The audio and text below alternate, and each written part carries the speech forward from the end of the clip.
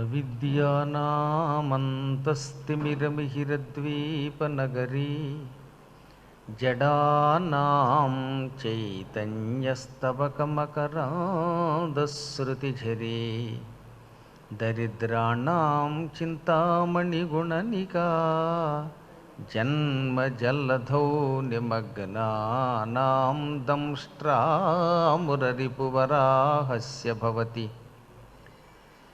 శుక్లాంబరధరం విష్ణుం శశివర్ణం చతుర్భుజం ప్రసన్నవదనం ధ్యాయేత్ సర్వవిఘ్నోపశాంతయే. వందే గురుపదద్వంద్వమవాంగ్మానసగోచరం రక్తశుక్లప్రభామిశ్రమతర్క్యం త్రైపురం మహః. నారాయణం నమస్కృత్య నరం చైవ నరోత్తమం దేవీం సరస్వతీం వ్యాసం తతో జయముదీరయేత్. సచ్చిదానందరూపాయ విశ్వోత్పత్యాదిహేతవే తాపత్రయ వినాశాయ శ్రీకృష్ణాయ వయం నమః. ఈ రోజు నుంచి ఒక 54 రోజుల పాటు సంపూర్ణ మహాభారత ప్రవచనానికి మనం శ్రీకారం చుట్టుకున్నాం. ఆదిలో పూజ్యులు హరిప్రసాద్ గారు చెప్పినట్టుగా ఇది జగద్గురు కటాక్షంతో ప్రారంభమయ్యింది. దానికి ఒక చిన్న విశేషం చెబితే కానీ ఈ మహాభారత ప్రవచన వెనకాతల ఉన్న అంతరార్థం నేను చెప్పకపోతే తెలియదు కాబట్టి చెప్పాల్సి వస్తుంది.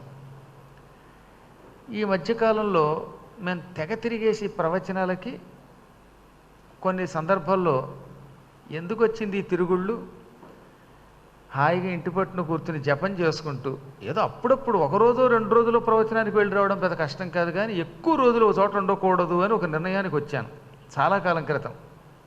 ఇంచుమించుగా బహుశా హాస్యయుజ మాసంలో కిందటిసారి. వెంటనే ఇంటికి వెళ్ళాను. కొద్ది రోజుల పాటు భారతం చెబుతానన్నాను. ఇన్ని రోజులు ఉండాలంటే పూర్వంలో ఓపిక ఉండడం లేదు. అందులో అమెరికా వెళ్ళి వచ్చిన తర్వాత మళ్ళీ వెంటనే ప్రయాణం అంటే లోపల ఎంత కాదనుకున్నా కొంత ఓపిక ఉండడం లేదు అనిపించింది. దానికి ఇంకొక కారణం మా పీఠం కూడా అమ్మవారి సేవ చేసుకోవడం అని బయటికి ఎందుకు వెళ్ళడం అని. సరిగ్గా మార్గశీర్ష మాసంలో దత్తాత్రేయుని జన్మదివసం నాడు దత్తాత్రేయుని యొక్క పుట్టినరోజు పండుగ. ఆయనకు పుట్టినరోజున ఏంటంటే ఆయన అవతరించినటువంటి రోజున రాత్రి సరిగ్గా 1 గంట నుంచి 2 గంటల మధ్యలో ఎప్పుడూ పట్టదు నాకు, సాధారణంగా అంత గాఢంగా నిద్ర పట్టింది. అది నిద్ర అంటే నిద్ర, ముద్ర అంటే ముద్ర. ఆ నిద్రలో ఒక మహాపురుషుడు స్వచ్ఛమైన తెల్లని కాంతితో కనబడ్డాడు. ఎవరి మహాపురుషుడు అని ఆ కాంతికి లొంగి 2 చేతులు జోడించి నమస్కరిస్తూ ఉంటే జగద్గురువుల వారు సాక్షాత్కరించారు. ఎంతో పూర్వం ఎప్పుడు అలా ఆ సమయంలో ఆయన కనపడిన సందర్భాలు చాలా తక్కువ అనమాట. అసలు ఆ టైంలో ఎప్పుడూ కనపడరు ఆయన. ఎవరికి కనపడాలనుకుంటే ఏదో కారణం ఉండాలి. ఇప్పటి వరకు సంపూర్ణ హనుమద్వైభవం అయ్యింది. ఇది సత్యం, అక్షరం తేడా లేదు. కావాలంటే స్వామిని అడగండి చెప్తారు. జగద్గురువుల దగ్గరికి వెళ్ళినప్పుడు ఇలా ఈయనకి అనుభూతి వచ్చిందిట, నిజమా కాదా అని మీరు అడిగితే అప్పుడు మీకు ఆయన చెబుతారు. అంటే మాబోటి వాళ్ళం హాస్యానికి కూడా ఇలాంటి మాటలు మాట్లాడడం ఆ అవసరమూ లేదు. దత్త జయంతి ఏమిటి? జయంతి అనకూడదు, అది కొన్ని సందర్భాలు జయంతి అంటారు. కానీ మొత్తం దత్తాత్రేయ అవతార దివసం నాడు 1 గంట నుంచి 2 మధ్యలో జగద్గురువుల వారు, అందున భారతీ తీర్థస్వామి వారు, ఉత్తి భారతీ తీర్థస్వామి వారు అంటే కూడా మనకి ఏదో తెలియని అపచారం చేసిన బాధ కలుగుతున్నమాట. 3 శ్రీలు పెట్టవలసిందే. కాకపోతే ఇప్పుడు నాకు కాసేపు తండ్రి కింద కనబడడం వల్ల అది తీసేశాను అంతే. ఆయన కనబడి సంపూర్ణ హనుమద్వైభవం భాగవతం పూర్తయ్యాయి. భారతం ఆయనతో నేను అన్నమాట ఏమిటో తెలుసా, 45 రోజులు అన్నాను. అడగండి కావాలంటే 45 days. టోటల్ 9 అవుతుంది కదా. 45 రోజుల్లో అవ్వదు, తిరగయ్యి 54 రోజులు చెబుతున్నావు అన్నారు ఆయన.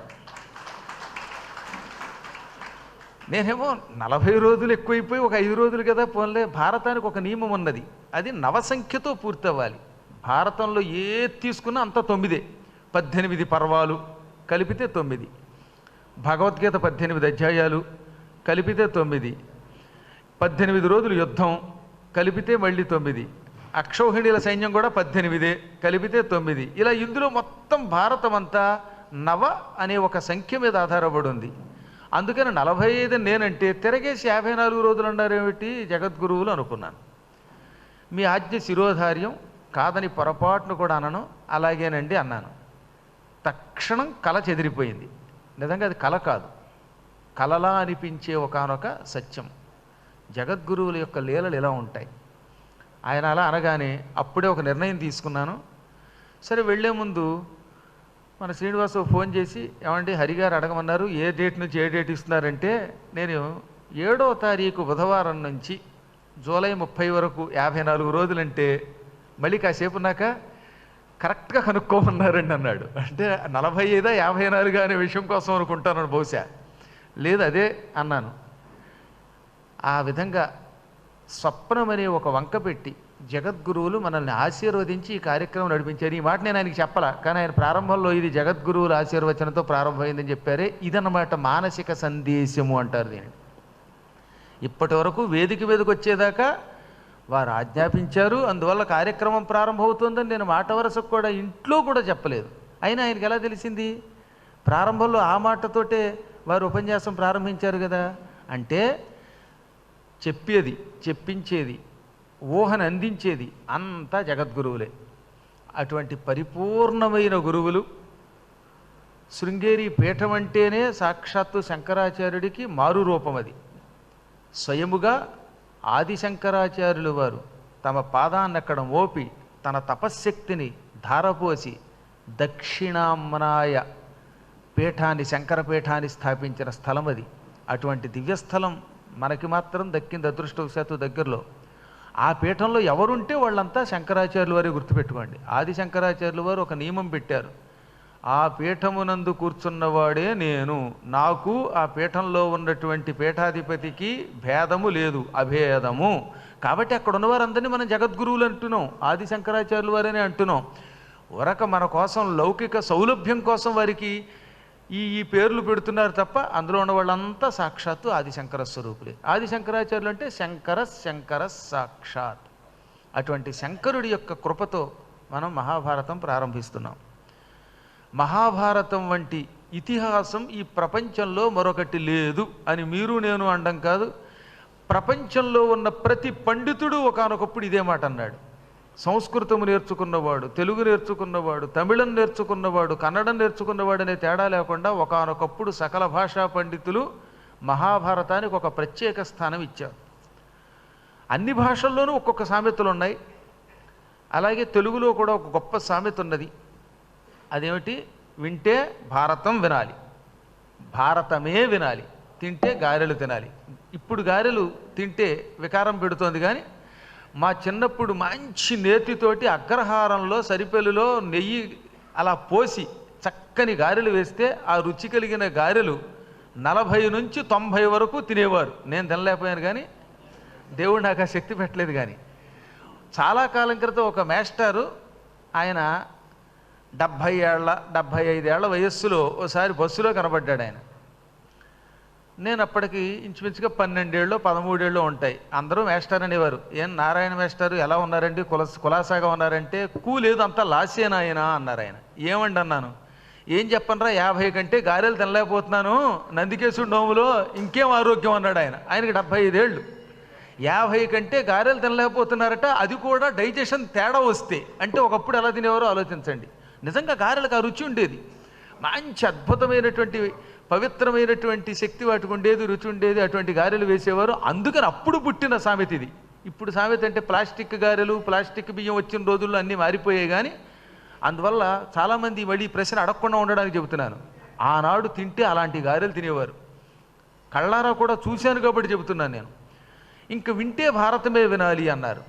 దీనిలో అటువంటి రుచి ఉన్నది. ఎంత తిన్నా గారెలకి ఇంకా తినాలనిపిస్తుందిట. ఇవాళ కాకపోతే రేపు మళ్ళీ తిందాం అనిపిస్తుందిట. ఈరోజు తిన్నాం ఇక చాలు అనుకోడు, ఈ రోజుకు ఆపుదాం రేపు మళ్ళీ తిందాం అనుకుంటాడు. మహాభారతం కూడా ఓ 2 గంటలు విన్నాక ఇక చాలా అయిపోయింది అనుకోట, మళ్ళీ రేపు ఎప్పుడు వస్తుందో అనుకుంటాడు. అటువంటి వినిపించిన వాడి యొక్క శక్తిని బట్టి వినడానికి చెవులు ఉవ్విళ్ళు ఊరుతూ ఉంటాయి. భారతానికి ఆ శక్తి ఉంది అన్నారు వేదవ్యాసులు వారు.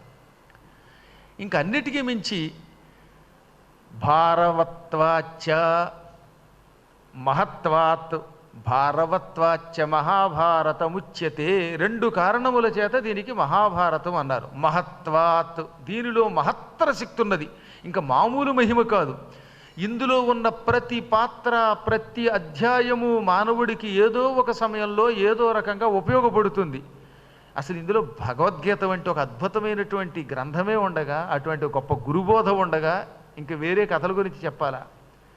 ప్రపంచమంతా అనునిత్యము చదివి విని తరించాలని కోరుకునే దివ్య గ్రంథం భగవద్గీత. జగద్గురువైన కృష్ణుని చేత ప్రబోధింపబడిన వేద సారాంశం, ఉపనిషత్తుల యొక్క సారాంశం. అటువంటి భగవద్గీత ఇందులో ఉండడం వల్ల దీనికి మహామహిమ ఉన్నది. భారతం మహిమ కలిగిన గ్రంథం. రెండోది భారవత్వాచ, బరువైన గ్రంథం కూడా. ఈ 18 పర్వాలు మొయ్యాలంటే కూడా కష్టం. 1,00,000 పైచిలుకు శ్లోకాలతో ఉన్న ఒక గొప్ప గ్రంథం. అందుకే వ్యాసుల వారు ప్రారంభంలో మహత్వాత్ భారవత్వాచ్చ మహాభారతముచ్యతే, దీనిలో మహిమ ఉన్నది, భారమైన గ్రంథం, పెద్ద గ్రంథం. ఈ 2 కారణముల చేత దీనికి మహాభారతం అని పేరు వచ్చింది అన్నాడు ఆయన. ఈ మహాభారతం ఎటువంటిది? యదిహాస్తి తదన్యత్ర ఎన్నేహాస్తి నతత్వచిత్ ధర్మే చ అర్థే చ కామే చ మోక్షే చ భరతర్షభ. ధర్మం కావాలా? ఇది విను అంటే ఇందులో ధర్మం ఉన్నది, ధర్మము కోసం విను. అర్థం ఉన్నది, కోరికలు తీర్చే శక్తి ఇందులో ఉన్నది. ఈ 3 కాకుండా 4వ పురుషార్థం మోక్షం కూడా ఇస్తుంది. ధర్మ అర్థ కామ మోక్షములనే 4 పురుషార్థాలు ఇవ్వగలిగే ఏకైక గ్రంథం మహాభారతం. ఇందులో ఉన్నది ఎప్పుడూ ప్రపంచంలో ఎక్కడో ఒక చోట కనబడుతూనే ఉంటుంది. అంటే ఇందులో ఉన్న ప్రతి కథ ఇప్పుడు మళ్ళీ భూమి మీద జరుగుతూనే ఉంటుంది. ఇందులో ఉన్న ప్రతి పాత్ర ఎక్కడో చోట ఎవడోకోడు కనబడుతూనే ఉంటాడు. ఇప్పుడు కలిపురుషుడు ఉన్నాడు, గోవుల్ని చంపి పారేశాడు. అటువంటి పాపాత్ములు ఇప్పుడు కనపడుతున్నారుగా. చర్మం ఒలిచేసి గోవులు తినేవాళ్ళు మనకి. స్త్రీల వెంటబడి వాళ్ళని ఇష్టం వచ్చినట్టుగా మాట్లాడే దుర్యోధన దుశ్శాసనులు వంటి పాత్రలు కనపడుతున్నాయి కదా. శ్రీకృష్ణుడిలాగే జ్ఞానాన్ని ప్రబోధించే మహానుభావులైన గురువులు కనపడుతున్నారు. ధర్మరాజులాగే ధర్మం కోసం సర్వం త్యాగం చేసేవాళ్ళు ఉన్నారు. అన్నగారి మాటలు విని అన్నని ప్రేమించేటటువంటి భీముడు, అర్జునుడు, నకుల, సహదేవులు వంటి వాళ్ళు ఉన్నారు. దుర్యోధనాదుల వంటి పాత్రలు ఈ లోకంలో నిరంతరం ఎక్కడో ఒక చోట కనబడతాయి. అందుకే ఇందులో ఉన్న ప్రతి పాత్ర, ప్రతి కథ ఈ భూమి మీద సజీవముగా ఉంటాయి. అసలు ప్రపంచంలో లేనిదేది ఇందులో లేదు, అంటే ఉన్నదే రాశానన్నాడు ఆయన. అందుకే దీనికి ఇతిహాసము అని పేరు. ఇతి హ ఆస, ఇది ఇట్లు ఉండెను. ఇతి అంటే ఇది, హ ఆస ఉన్నది ఉన్నట్లుగా ఉన్నది, ఇది ఇలాగే ఉంది. అంటే దాని అంతరార్థం ఏంటి? నేను కల్పించి రాయలేదు, జరిగింది జరిగినట్టే రాశాను. మీరు తెలియక ఎవరైనా పొరపాటున మహాభారతం ఒక కల్పిత గ్రంథం అనుకుంటారేమో. ఇది ఉటోపియా కాదు. గ్రీకు వాళ్ళ యొక్క చరిత్రలకి ఉటోపియా అని పేరు, UTOPIA. ఉటోపియా అంటే కాల్పనిక గ్రంథం, కల్పించి రాసినది. కానీ మహాభారతం అలా కల్పించి రాసింది కాదు. అందుకే ఉన్నది ఉన్నట్టుగా రాశాను కనుకే దీనికి ఇతిహాసం అని పేరు పెట్టాడు ఆయన.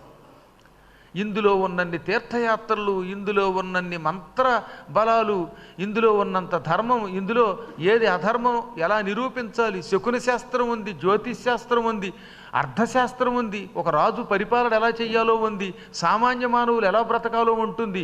ఈ విధంగా సకల ధర్మముల సారం. అందుకే మహాభారతం అంటే ధర్మగ్రంథం అని దీనికి ఒక ముద్ర వేసేశారు. నేను కాదు వేసింది. మహాభారతం ధర్మగ్రంథము అని మొట్టమొదట ఈ కలియుగంలో మనందరి ముందు మెదలాడిన ఒక మహానుభావుడు చెప్పినవాడు ఎవరు అంటే శంకరాచార్యులు వారు. ఆయన స్వయంగా ఆది శంకరాచార్యులు వారు తన జీవిత చరిత్రలో ధర్మగ్రంథము అంటే దానికి ప్రమాణము మహాభారతం. మహాభారతం మనకి ఎలా నడుచుకోవాలో చెప్పింది. వేదములకి, ఉపనిషత్తులకి, పురాణములకి ఎక్కడన్నా తేడాలు వస్తే అప్పుడు భారతాన్ని ప్రమాణంగా తీసుకోండి అని చెప్పారు ఆది శంకరాచార్యులు వారు. ఒక్కొక్కప్పుడు ఎలా ఉంటుందంటే వేదంలో ఒక ముక్క చెప్పారు, ఉపనిషత్తులు మళ్ళీ దానికి వ్యతిరేకంగా చెప్పచ్చు, పురాణాలు దానికి వ్యతిరేకంగా చెప్పచ్చు. నందీశ్వరుడికి ఈశ్వరుడికి మధ్యలో ఎవరూ వెళ్ళకూడదు అని స్పష్టంగా కొన్ని వేదశాస్త్రాలు చెప్పాయి. కానీ పురాణాలు ఏమంటున్నాయి? ఒరే నాయనా, ఒక్క అభిషేకం జరుగుతున్నప్పుడు మాత్రమే వెళ్ళవద్దు అన్నాయి. ఇప్పుడు ఈ రెండింటిలో ఏది ప్రమాణంగా తీసుకోవాలి? పురాణాన్ని తీసుకుందామా, వేదాన్ని తీసుకుందామా? అప్పుడు భారతం దానికి ప్రమాణం. భారతం ఏం చెప్పింది? అనవసరముగా పని లేకుండా నందికి ఈశ్వరుడికి మధ్యలో వెళ్ళొద్దు. పైగా అర్చకుడికి మినహాయింపు. అర్చకుడు ఆ మధ్యలోంచి 100 సార్లు తిరగచ్చు. అర్చకుడికి ఇది పెట్టారనుకోండి, ఇంకా అర్చకులకి రోజు పాపాలు వచ్చి వాళ్ళు ఎంత ఇబ్బంది పడతారు. అందుకని అర్చకాన్ పరిచారాంశ్చనతు బాధతే అని మళ్ళీ భారతమే చెప్పింది. అంటే అర్చకులకి, అర్చన చేసే వాళ్ళకి సాయం చేసే పరిచారకులకి ఇది పని చెయ్యదు.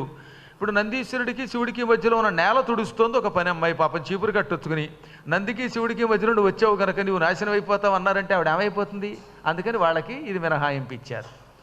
పైగా ఆలయ మర్యాదని అనుసరించి కూడా ఆలయములో ధర్మకర్తలు ఒక నిర్ణయం తీసుకుంటే అప్పుడు ఇది దోషము కాదు. ఉదాహరణకి చెప్తాను. ఇప్పుడు మీరు శ్రీశైలంలో మల్లికార్జున దర్శనానికి వెళ్ళారు. ఆ లోపలికి వెళ్ళి వాడు బయటకు వచ్చేవాడు తప్పక నందీశ్వరుడి మధ్యలోంచి రావాలి. అప్పుడు అక్కడ ఆలయ మర్యాద, అప్పుడు నీకు దోషము రాదు. ఇవి మనకి ఇలాంటి సూక్ష్మధర్మములు భారతం చెబుతోంది. కాబట్టి ఎప్పుడైనా వేదములకి, ఇతిహాసములకి, పురాణములకి, ఇంకా ఉపనిషత్తులకి మధ్యలో వాదం జరిగితే అప్పుడు ప్రమాణము భారతం. ఇలా అనేక విధములుగా భారతం మనకు ఒక గొప్ప అపూర్వ గ్రంథం. అందుకే దీనికి పంచమ వేదము అని పేరు పెట్టారు. ఆ పేరు పెట్టింది ఏదో వేదవ్యాసుడు కాదు సుమా, భీష్ముడు అన్నాడు. ఈ భారత కథ, ఈ నడుస్తున్న కథ పంచమ వేదం అన్నాడు. శ్రీకృష్ణుడు దీనికి పంచమ వేదం అని పేరు పెట్టాడు. వ్యాసో నారాయణో హరిహి అని ప్రసిద్ధికెక్కిన వేదవ్యాస మహర్షి సాక్షాత్తు విష్ణు స్వరూపుడు, ఆయన కూడా దీనిని పంచమ వేదం అని పిలిచాడు. భారతీ శృతి అన్నారు. అందుకే ఆయనకి పోతన గారు కూడా ధాతవు భారతశృతి విధాతవు అంటాడు. భారతం అనే వేదమును రాసినటువంటి బ్రహ్మవి. ఆ బ్రహ్మగారు సృష్టి చేశాడు, ప్రాణుల్ని పుట్టించాడు. నీవో భారతం అనేటటువంటి వేదమును సృష్టించిన మహాత్ముడివి, అంటే అంత బాగా రాసిన వాడివి అన్నారు. అటువంటి భారత గాథ శమంత పంచకంతో ప్రారంభమయ్యింది. అంటే పాప పరిహారంతో ప్రారంభమైంది, పుణ్యం రావడంతో ప్రారంభమయ్యింది. చాలా కాలం క్రితం పరశురాముడు తన తండ్రిని చంపిన కారణం చేత కొంతమంది మహారాజుల మీద కోపగించి 3 ఏళ్ళు 21 పర్యాయములు భూమి మీద గండ్రగొడ్డలి పుచ్చుకుని తిరిగి రాజుల తలలన్నీ నరికి ఆ నెత్తురు పట్టుకొచ్చి కురుక్షేత్రం దగ్గర ఓ పెద్ద చెరువుల్లో నింపాడు. ఆ చెరువులు 5 చెరువులు. ఆ 5 చెరువులను నెత్తురుతో నింపి అయ్యో ఇంత హింసెందుకు చేశాను అనుకుని మళ్ళీ గంగానదిని ప్రార్థించాడు. అప్పుడు గంగానది ఈ నెత్తురు మడుగుల్లో ప్రవహించి ఆ నెత్తురు తొలగించి తన పవిత్ర గంగాజలంతో ఇది భూలోకంలో నూతన గంగ అవుతుంది, ఈ చెరువులలో స్నానం చేసిన వారు పవిత్రులు అవుతారు, పాపాలు తొలగిపోతాయి, దీనికి శమంత పంచకము అని పేరు పెడుతున్నానన్నది గంగ. అనగా మహాపాపములను నాశనము చేసే 5 మడుగుల సమూహము అని అర్థం. పరశురాముడు కొంచెం ఉద్రేకం కలిగింది. దానికి గల కారణం కార్తవీర్యార్జునుడు వాడి కొడుకులు. అయినా ఆ కోపం ఎక్కువైపోవడం వల్ల మరీ హింస చేశాడు. ఆ హింస ఆయనకు కూడా పాపాన్ని కలిగించింది. ఆ పాప తాప ఉపశమనమునకు ఆయన 5 మడుగుల్ని గంగానుగ్రహంతో సృష్టించి అందులో స్నానం చేసి పవిత్రుడయ్యాడు. అప్పటి నుంచి కురుక్షేత్రంలో ఆ 5 మడుగులు శమంత పంచకం అనే పేరుతో ప్రసిద్ధికెక్కాయి. ఎవరైనా జీవితంలో చెయ్యరాని పాపాలు చేస్తే ఆ పాపమునకు ప్రాయశ్చిత్తం అదే. ఇది నేను చెబుతున్నమాట కాదు, భారతం చెబుతున్నమాట. తెలుసో తెలియకో కర్మగారి భార్యను హత్య చేసేట ఒక ఆయన, వెంటనే అక్కడికి వెళ్ళి స్నానం చెయ్యి, ఆ పాపం పోతుంది. తర్వాత పశ్చాత్తాపడు, మళ్ళీ అక్కడ స్నానం చేసి ఇంటికి వచ్చి ఇంకో భార్యను పెళ్లి చేసుకుని ఆవిడ తప్పమని కష్టమా? మళ్ళీ ఇలా చెబితే అదో సమస్య వస్తుంది. ఈ మధ్యన ఒకడు ఉన్నట్ట, భార్యనో భర్తనో చంపేస్తే ఆ చంపగా వచ్చినటువంటి పాపమునకు పరిహారం శమంత పంచకం నేను చెప్పాట. అందుకని చెప్పి ఓ భార్యను చంపేట, ఆ పాప ప్రాయశ్చిత్తం చేసుకొచ్చి మళ్ళీ ఇంటికి వచ్చి ఇంకో పెళ్ళాన్ని చంపాడు. మళ్ళీ ఇంకోసారి పెడితే అప్పుడు అది ప్రాయశ్చిత్తం అవదు. ఒక్కోసారి క్షణికోద్రేకంలో తెలియక కొన్ని మహాపాపాలు చేస్తామే, ఆ మహాహింస పాపం తొలగడానికి శమంత పంచకంలో స్నానం చేసేవారు. తెలుసో తెలియకో ఎలకల్ని చంపినా పిల్లుల్ని చంపినా మనం కావాలని చెయ్యం. ఒక్కోసారి ఇంట్లో ఎలకల మందు పెట్టవలసి వస్తుంది, లేదా దోమల మందు పెట్టవలసి వస్తుంది, ఏ బొల్లుల్లో చంపవలసి వస్తుంది, పొరపాటున ఎవడో కొడితే వాడు చచ్చిపోయి ఉండొచ్చు. ఇలా అనేక విధములుగా మానవుడు భూమి మీద చెరిస్తున్నప్పుడు హింస చెయ్యకుండా ఉండలేడు. హింస చెయ్యకుండా మానవ జీవితం సాగదు. ఈ హింస పాప పరిహారానికి శమంత పంచకం ఉత్తమ స్థానం. అక్కడికి వెళ్ళి ముఖ్యంగా చతుర్దశి అమావాస్య ఈ 2 తిథులలో అక్కడ స్నానం చేస్తే మాత్రం ఘోరమైన బ్రహ్మహత్యాది పాపములు కూడా తొలగిపోతాయి. ఆ ప్రాంతంలో పరీక్షిత్తు అని పేరు కలిగిన మహారాజు గారి కొడుకుల్లో ఒకడైన జనమేజయుడు, పెద్దవాడైన, అంటే అభిమన్యుడి కొడుకు పరీక్షిత్తు, పరీక్షిత్తు కొడుకు జనమేజయుడు. ఆయన చాలా కాలం అక్కడ ఒక మహాయజ్ఞం చేశాడు.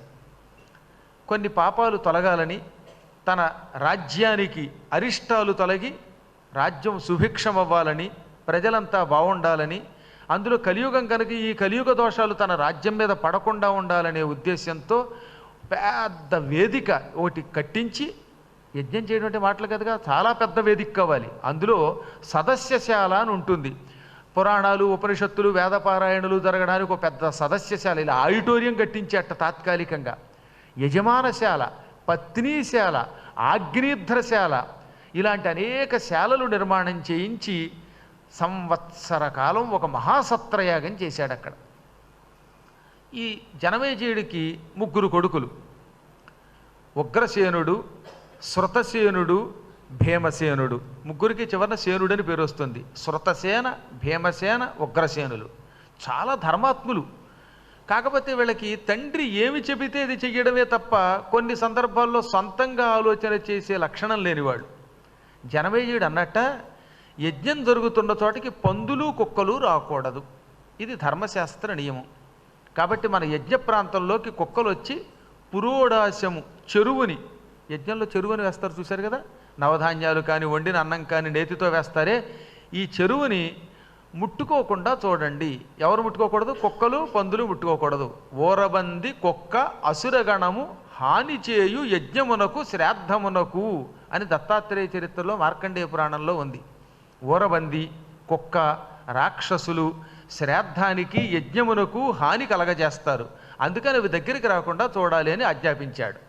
దాంతో వాళ్ళు కఠోర నియమంతో అటువైపు కుక్కలు రాకుండా చేసేవారు. ఒకరోజున ఏం జరిగింది, ఈ యజ్ఞంలో దేవతలందరినీ జనమేజయ మహారాజు గారు ఋత్విక్కుల సహాయంతో ఆహ్వానించాడు. యజ్ఞంలోకి దేవతలందరినీ మంత్రపూర్వకంగా ఆహ్వానిస్తారు. ఓం ఇంద్రాయ స్వాహ, ఇంద్రాయ యదన్న మమ అనగానే ఇంద్రుడు వచ్చి అక్కడ కూర్చునేవాడు. ఈ ఇంద్రుడు మొదలైన దేవతలతో పాటు దేవలోకంలో ఉన్న సరమ అనే కుక్క కూడా వచ్చింది.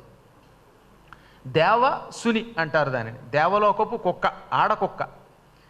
ఇంద్రుడు వచ్చాడుగా, అందుకని ఇంద్రుడితో పాటు వచ్చింది. భూలోకపు కుక్క అయితే అక్కడికి రాదు, కానీ అది దేవలోకపు కుక్క అవడం వల్ల ఆయన వెంటబడింది. అంటే ఇంద్రుడు కూడా ఒక కుక్కను పెంచుతున్నాడని మీకు అర్థమైంది. ఇంద్రుడు పెంచాడని మీరు పెంచకండి. ఆయనకున్న నియమాలు వేరు, మనకున్న నియమాలు వేరు. ఈ దేవసుని ఆడకుక్క ఆయనతో వచ్చింది. ఈ సునితో పాటు దాని కొడుకు కూడా వచ్చాడు. వాడు సారమేయుడు, వాడికి సారమేయుడు అని పేరు, చిన్న కుక్క. వాడు భౌ భౌ అంటే ఓం నమ శివాయ అన్నట్టుగా ఉండేదట, అంత ముద్దుగా ఉండేవాట. వాళ్ళ అమ్మ వెనక అతలే కొంగుచ్చుకుని వాడు వచ్చాడు. అంటే కుక్క కాబట్టి కొంగుచ్చుకుని రావడం అంటే తోకొచ్చుకొచ్చాడు అనమాట.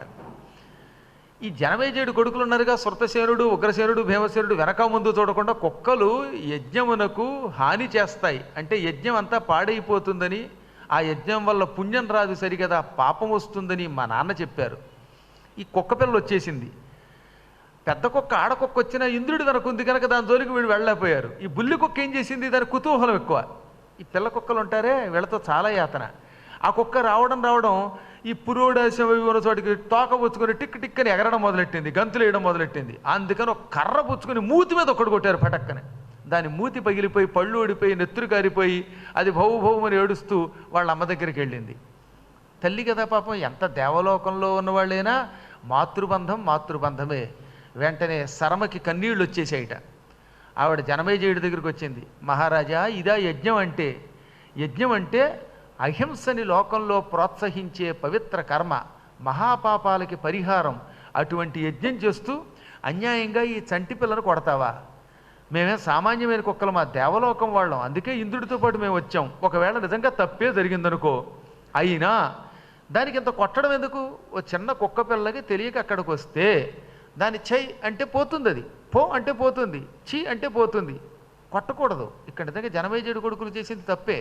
అది బుల్లి కుక్క పిల్ల కదా, కుక్క పిల్ల నిజంగా తెలియక వచ్చేసింది అనుకుందాం, వాటికి ఏం తెలుస్తుంది? మనకే ఏమీ తెలియటం లేదు. 100 సార్లు అటు ఇటు తిరగద్దర్రా అంటే తిరగడంలో మనం, అంటే మానవులు మనమే ఈ బలహీనతల్ని వదలలేకపోతున్నామంటే ఇంకా కుక్క పిల్ల బుల్లి పిల్ల ఏం చేస్తుంది? అలాంటప్పుడు కుక్క పిల్లలు తెలియక అక్కడికి వస్తే వాటిని తరివేయాలి. ఎంతెందుకు కొట్టడం? తగునిది తగదని ఎదలో వగవక, సాధులకు పేదవారలకెగ్గుల్ మొగిచేయు దుర్వినీతుల కగు అనిమిత్తాగమంబులైన భయంబుల్. ఓ జనమేజయ మహారాజా, ఇది చెయ్యవచ్చు, ఇది చెయ్యకూడదు అని ఎవడైనా ఒక పని చేసే ముందు బాగా ఆలోచించాలి. ఏ పని చేసినా ఇది చెయ్యవచ్చా చెయ్యకూడదా అని బాగా ఆలోచించి చెయ్యవచ్చు అనుకుని ఆలోచనలో మనకి బుర్రకి తడితేనే చెయ్యాలి. ఇది చెయ్యకూడదని మన మనస్సు చెబుతుంది, అప్పుడు ఆ పని చెయ్యకూడదు. చిన్న చిన్న పిల్లల్ని కొట్టడం మహాపాపమని శాస్త్రం చెబుతున్నది. ఏ జీవిని అన్యాయంగా కొట్టకూడదు, అందులో చిన్న జంతువులు అసలు కొట్టకూడదు. పొరపాటున యజ్ఞవాటికలోకి వచ్చిన ఒక బుల్లి కుక్క పిల్లని కర్రపుచ్చుకొని దాని మూతి పగిలేలాగా ఎర్రగా నెత్తురొచ్చేలాగా నీ కొడుకులు కొట్టారు, ఇది మహాపాపం. సాధువులకి అంటే మంచివాళ్ళకి, పేదవాళ్ళకి, తమను తాము రక్షించుకోలేని అశక్తుల్ని పేదవాళ్ళు అంటారు. అలాంటి పేదవాళ్ళకి, మహాత్ములకి అపకారం చేసిన వాడు దానికి తగిన ఫలితం పొందుతాడు. చెప్పా పెట్టకుండా హఠాత్తుగా ఏదో కష్టం వస్తుంది సుమా. చెయ్యరాని పాపములు చేసిన వాడికి హఠాత్తుగా కష్టాలు వస్తాయి, ఇంకా కష్టాల్లోంచి బయటపడలేరు. ఇది దృష్టిలో పెట్టుకో అని చెప్పి టక్కన పిల్లాడితో మాయమైపోయింది. ఇందులో గొప్ప హెచ్చరిక ఉంది. ఈ పద్యంలో గొప్ప అంతరార్థం మనందరికీ చేసే ఒక బోధ ఉన్నది. మనం తెలిసి కానీ తెలియక కానీ పిచ్చి పనులు చేస్తే, చెయ్యరాని పనులు చేస్తే, మహానుభావులకు అపకారం చేస్తే, పేదవాళ్లకు హాని చేస్తే, అందున సజ్జనులకు హాని చేస్తే హఠాత్తుగా మనకు కష్టం వచ్చి పడుతుందట.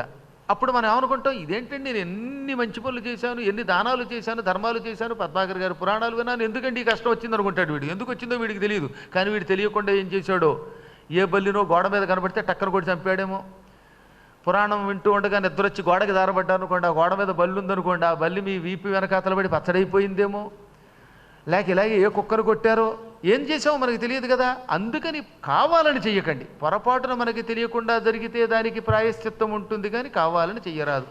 అనవసరముగా ఎవ్వరికీ హింస చెయ్యరాదు. అహింస పరమో ధర్మ అని వేదం చెబుతోంది, పంచమ వేదం చెబుతోంది. నీకేదో కష్టం వస్తుంది జాగ్రత్త, నీ కొడుకులు చేసిన పని వల్ల అని హెచ్చరించి వెళ్ళిపోయింది. అది ఎలా వస్తుందో తెలియదు. అందుకే అనిమిత్తాగమంబులైన భయంబుల్, నిమిత్తము లేకుండానే నీకు భయం కలుగుతుంది. నిమిత్తము ఉండడం అంటే ఏమిటనమాట? ఇప్పుడు ఆకాశంలో వర్షం వస్తుంది, పిడుగులు పడుతున్నాయి కాబట్టి పిడుగు నెత్తి మీద పడుతుందేమో అనిపిస్తుంది మనకి, లేదా ఎదురుగుండా కారు వేగంగా వస్తుంటే ఢీ కొడుతుందేమో అని కొంతైనా సూచన వస్తుంది. కానీ హఠాత్తుగా హాయిగా గాఢంగా నిద్రపోతున్న వాడికి గుండెకాయ పట్టేస్తుందని ఊహ ఏమొస్తుంది? అలా చెప్పా పెట్టకుండా మనకి తెలియకుండా వచ్చే కష్టాలకి అనిమిత్త ఆగమములు అయిన భయములు అంటారు.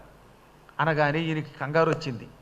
ఇంత పవిత్ర యాగం, సంవత్సర కాలం ఇంత ఖర్చు పెట్టి శమంత పంచకంలో నా పాపాలు ప్రజల పాపాలు తొలగాలని, ప్రజలకి మేలు జరగాలని ఎంతో మంచి అభిప్రాయంతో యజ్ఞం చేస్తున్నానా, ఎంతలో నా కుమారులు ఎందుకు ఈ పని చేశారు, దీనికి ఏకంగా ఈ దేవస్వరకం శాపం కూడా పెట్టేసిందే అని భయపడిపోయి యజ్ఞం పూర్తి చేశాడు, ఇవ్వవలసిన దక్షిణలు ఇచ్చాడు. కానీ మనస్సుని మాత్రం శాంతిగా ఉంచుకోలేకపోయాట. అంటే మానసికమైన అశాంతి కలిగింది. ఎందువల్ల? కుక్క శాపం వల్ల. అది మామూలు కుక్క అయితే పెద్ద పట్టించుకోకపోవచ్చు, అసలు ఎవరి శాపమైనా ప్రమాదమే, అందులో అది దేవసుని. అందుకని వెంటనే ఇంటికి వచ్చి దీనికి ఏం చేస్తే బాగుంటుందా అనుకున్నాడు. ఆయనకి వెంటనే అనిపించింది, మహాయజ్ఞం మరొకటి చేద్దాం. ఒక యజ్ఞంలో ఏదైనా అపచారం జరిగితే, ఎవరి వల్లైనా శాపం మనకి తగిలితే, చెయ్యరాని పని మనం ఏదైనా చేస్తే, అవతల వాడికి బాధ కలిగిస్తే దానికి మళ్ళీ యజ్ఞం చేయడమే ప్రాయశ్చిత్తము అని ఒకానొకప్పుడు మా అందరికీ మూలపురుషుడైన వేదవ్యాసుల వారు చెప్పారు. ఇప్పుడు దీనికి ఇంకేం ప్రాయశ్చిత్తం చేద్దామా అని ఆలోచించి అడవికి వెళ్ళి తన కులపురోహితుడు ధౌమ్యుల వారి యొక్క వంశంలో పుట్టినటువంటి ఒక మహాత్ముణ్ణి పురోహితుడిగా తెచ్చుకుని భక్తితో మళ్ళీ యజ్ఞం చేశాడు. మామూలు యజ్ఞం కాదు, అపూర్వమైన యజ్ఞం చేశాడు. ఈ యజ్ఞం ద్వారా ఇప్పుడు జరిగినటువంటి పాపానికి ప్రాయశ్చిత్తం అవుతుంది అని. ఆయన దగ్గరికి ఆ యజ్ఞం జరుగుతూ ఉండగా ఒక మహాపురుషుడు వచ్చాడు. ఆయనకి ఉత్తంకుడు లేక ఉదంకుడు అని 2 పేర్లు ఉన్నాయి. ఉదంకుడు అని కూడా అంటారు ఆయన్ని. సంస్కృతంలో ఉత్తంకః అని కూడా చెప్పారు. అర్థం ఒకటి అనుకోండి, ఇబ్బంది లేదు. శ్రేష్టమైన లక్షణములు కలిగినవాడు. ఆయనలో మంచి లక్షణములు ఉన్నాయి. ఏమిటా మంచి లక్షణాలు? ఆయన కంటే గొప్ప గురుభక్తుడు మరొకడు లేడు. ఉత్తంకుడికి ఆ పేరు ఎందుకు వచ్చింది అంటే అసలు పేరు అందరూ మర్చిపోయారట. అంకము అంటే చిహ్నం, గుర్తు అని అర్థం. ఉత్ అంటే శ్రేష్టమైన. ఆయనకి గొప్ప లక్షణం ఒకటి ఉన్నది, అది గురుభక్తి. గురువు గారు అడిగితే ప్రాణం ఇచ్చేస్తాడు. ఒరే నాయన కొండకి కిందకి దూకి చచ్చిపో అన్నారనుకోండి, వాడు గురువు గారు వెంటనే చచ్చిపోవడానికి సిద్ధపడతాట ఆయన. అటువంటి వాడు ఆయన. ఆయన జనమేజయుడి దగ్గరికి వచ్చాడు. ఆ రావడానికి వెనకాతల గొప్ప గాథ కూడా ఉంది, అది చెబుతున్నా విను. ఒకప్పుడు పౌష్యుడు అని పేరు కలిగిన ఒక మహారాజు గారు భూమండలాన్ని పరిపాలించేవాడు. ఆయనకి రాజధాని అయోధ్య నగరం. ఆయన ఇక్ష్వాకు వంశస్థుడు. పౌష్యుడు అంటే రాముడి కంటే ముందు కాలం నాటి కథనమాటిది. అంటే కొంతమంది మహానుభావులు చిరంజీవులు ఉన్నారండి. ఉదంకుడు కృతయుగం, త్రేతాయుగం, ద్వాపర యుగంలో కూడా బ్రతికున్నట్ట. ఇప్పటికి కూడా కలియుగంలో రాజస్థాన్లో ఉన్నటువంటి ఎడారి ప్రాంతంలో తిరుగుతాడు. ఆయన పిలిస్తే మేఘాలు వస్తాయి. ఆ కథ అంతా మనం అశ్వమేధపురంలో మళ్ళీ చెప్పుకుంటాం, ఇప్పుడు ప్రత్యేకంగా చెప్పుకోం. కానీ చిరజీవులలో ఉదంకుడు కూడా ఒకడు. ఆయనకి ఆ చిరంజీవిత్వం ఎందుకు వచ్చిందంటే గురుభక్తే. ఇదంతా పౌష్యుడి కాలంలో జరిగిన కథ అన్నమాట. పైలుడు అని పేరు కలిగిన ఒక ఋషి ఉన్నాడు. ఆయనకు ఒక ధర్మపత్ని ఉన్నది. వీళ్ళిద్దరూ ఒక గురుకులం పెట్టారు. ఆ గురుకులంలో 10,000 మంది శిష్యులకి అన్నం పెట్టి పాఠం చెప్పేవారు. ఈ ఉదంకుడు అనేవాడు వాళ్ళకి శిష్యుడిగా చేరాడు. తక్కిన వాళ్ళందరూ తమ తమ విద్యలలో ఆరితేరారు. వేదాలు చదువుకున్నారు కొందరు, ధనుర్వేదం నేర్చుకున్నారు కొంతమంది, ఉపనిషత్తులు నేర్చుకున్నారు కొందరు, కత్తి యుద్ధం నేర్చుకున్నారు కొందరు, కుస్తీ పొట్లు నేర్చుకున్నారు కొందరు, ధనుర్వేదం నేర్చుకున్నారు కొందరు. అన్ని విద్యలు నేర్పేవాడు ఈ పైలుడు అనేవాడు. ఈ ఉదంకుడికి మాత్రం పాఠాలు చెప్పేవాడు కదట. ఆయన రానైనా కూర్చొనేవాట. ఈయనకి పెద్దగా చదువు వచ్చేది కాదు, అసలు కారణం అది. దాంతో ఉదంకుడు ఏం బాధపడకుండా మా గురువు గారికి సేవ చేసే అవకాశం వచ్చింది. బోడి పాఠాలు చేస్తేనే, చదివితేనే, చదవకపోతేనే అమ్మగారికి అయ్యగారికి సేవ చేద్దాం అనుకుని సేవ చేసేవాడు. క్రమంగా ఆయనకి ముసలితనం వచ్చేసింది. తక్కిన వాళ్ళంతా ఓ 25 ఏళ్లకో 30 ఏళ్లకో చదువు పూర్తయ్యాక ఎళ్ళకపోయారు. కొందరికి 16 ఏళ్లకే చదువు వెళ్ళిపోయారు. వీడికి మాత్రం 85 ఏళ్ళు వచ్చాయి. జుట్టు నెరిసిపోయింది, పళ్ళు ఊడిపోయాట. ఉత్తప్పుడు పట్టించుకోడు. కానీ ఒక రోజున మొత్తం పళ్ళు ఊడిపోవడం మొదలెట్టాక వాడికి బాధ కలిగింది. ఇదేమిటి పళ్ళు ఎందుకు ఊడిపోతున్నాయి అని అప్పుడు అద్దంలో చూసుకున్నాడు. చూసుకుంటే తలంతా ముగ్గుబొట్టు అయిపోయింది. ఓహో, నేను ముసలాండి అయిపోయానా అనుకున్నట్టు వాడు. అంటే అప్పటిదాకా తాను ముసలాడయ్యాడనే విషయం కూడా తెలియకుండా సేవ చేశాడనమాట. అప్పుడు ఏడుస్తూ గురువుగారి దగ్గరికి వెళ్ళి, గురువుగారండి, ఎంతోమంది ఎన్నో సంవత్సరాలుగా కొత్త కొత్త కుర్రవాళ్ళు వస్తున్నారు, చదువుకుంటున్నారు, విద్యలలో ఆరితేరి వెళ్ళిపోతున్నారు, ఉద్యోగాలు చేసుకుంటున్నారు, పెళ్ళిళ్ళు చేసుకుంటున్నారు, సంతానాన్ని పొందుతున్నారు. ఆఖరికి నా క్లాస్మేట్లందరికీ మునిమనవాళ్ళు కూడా పుట్టారు. నాకే 83 ఏళ్ళు 85 ఏళ్ళు వచ్చాయి. సహస్ర చంద్ర దర్శనం అయ్యింది, అక్షరం ముక్క రాలేదు, ముసల్మాన్ అయిపోయాను, విద్య లేకుండా చచ్చిపోతానా అన్నట్ట. వెంటనే గురువుగారు ఏమన్నారో తెలుసా? ఒరేయ్, నువ్వు చేసిన గురుసేవ అంతా ఇంతానా, ఇలా రా అని నెత్తి మీద ఇలా చేయి పెట్టాట. పెట్టగానే 16 ఏళ్ల కుర్రాడైపోయాడు. అది గురు మహిమంటే. గురువులకి సేవ చేస్తే వాళ్ళు తలుచుకుంటే ఏదైనా చేయగలరు అనడానికి ఉదాహరణ ఇది. ఆ జగద్గురువు పైలుడు నెత్తిమే చేయబెట్టి యువకుడిని చేసి, ఈ రోజు నుంచి నువ్వు శరీరం విడిచిపెట్టేదాకా ఇలాగే ఉంటావు అన్నట్ట. తక్కిన వాళ్ళకంటే వీడికి ఎంత యోగం పట్టిందో ఆలోచించండి. ఆ విధంగా నవయువకుడైపోయాడు. ఒక్క నవయువకుడు ఒకడమైనా గురువుగారు హస్తమస్తక సంయోగము ద్వారా, హస్తమును మస్తకం మీద శిరస్సు మీద పెట్టడము ద్వారా సమస్త విద్యలు ఇచ్చాట.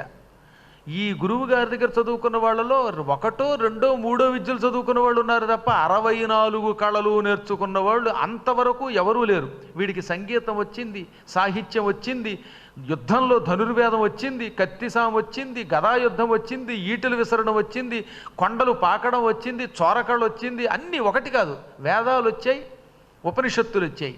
అర్థశాస్త్రంలో ఆరితేరాడు. ఇలా సకల శాస్త్రములు చటుక్కునొచ్చాయి.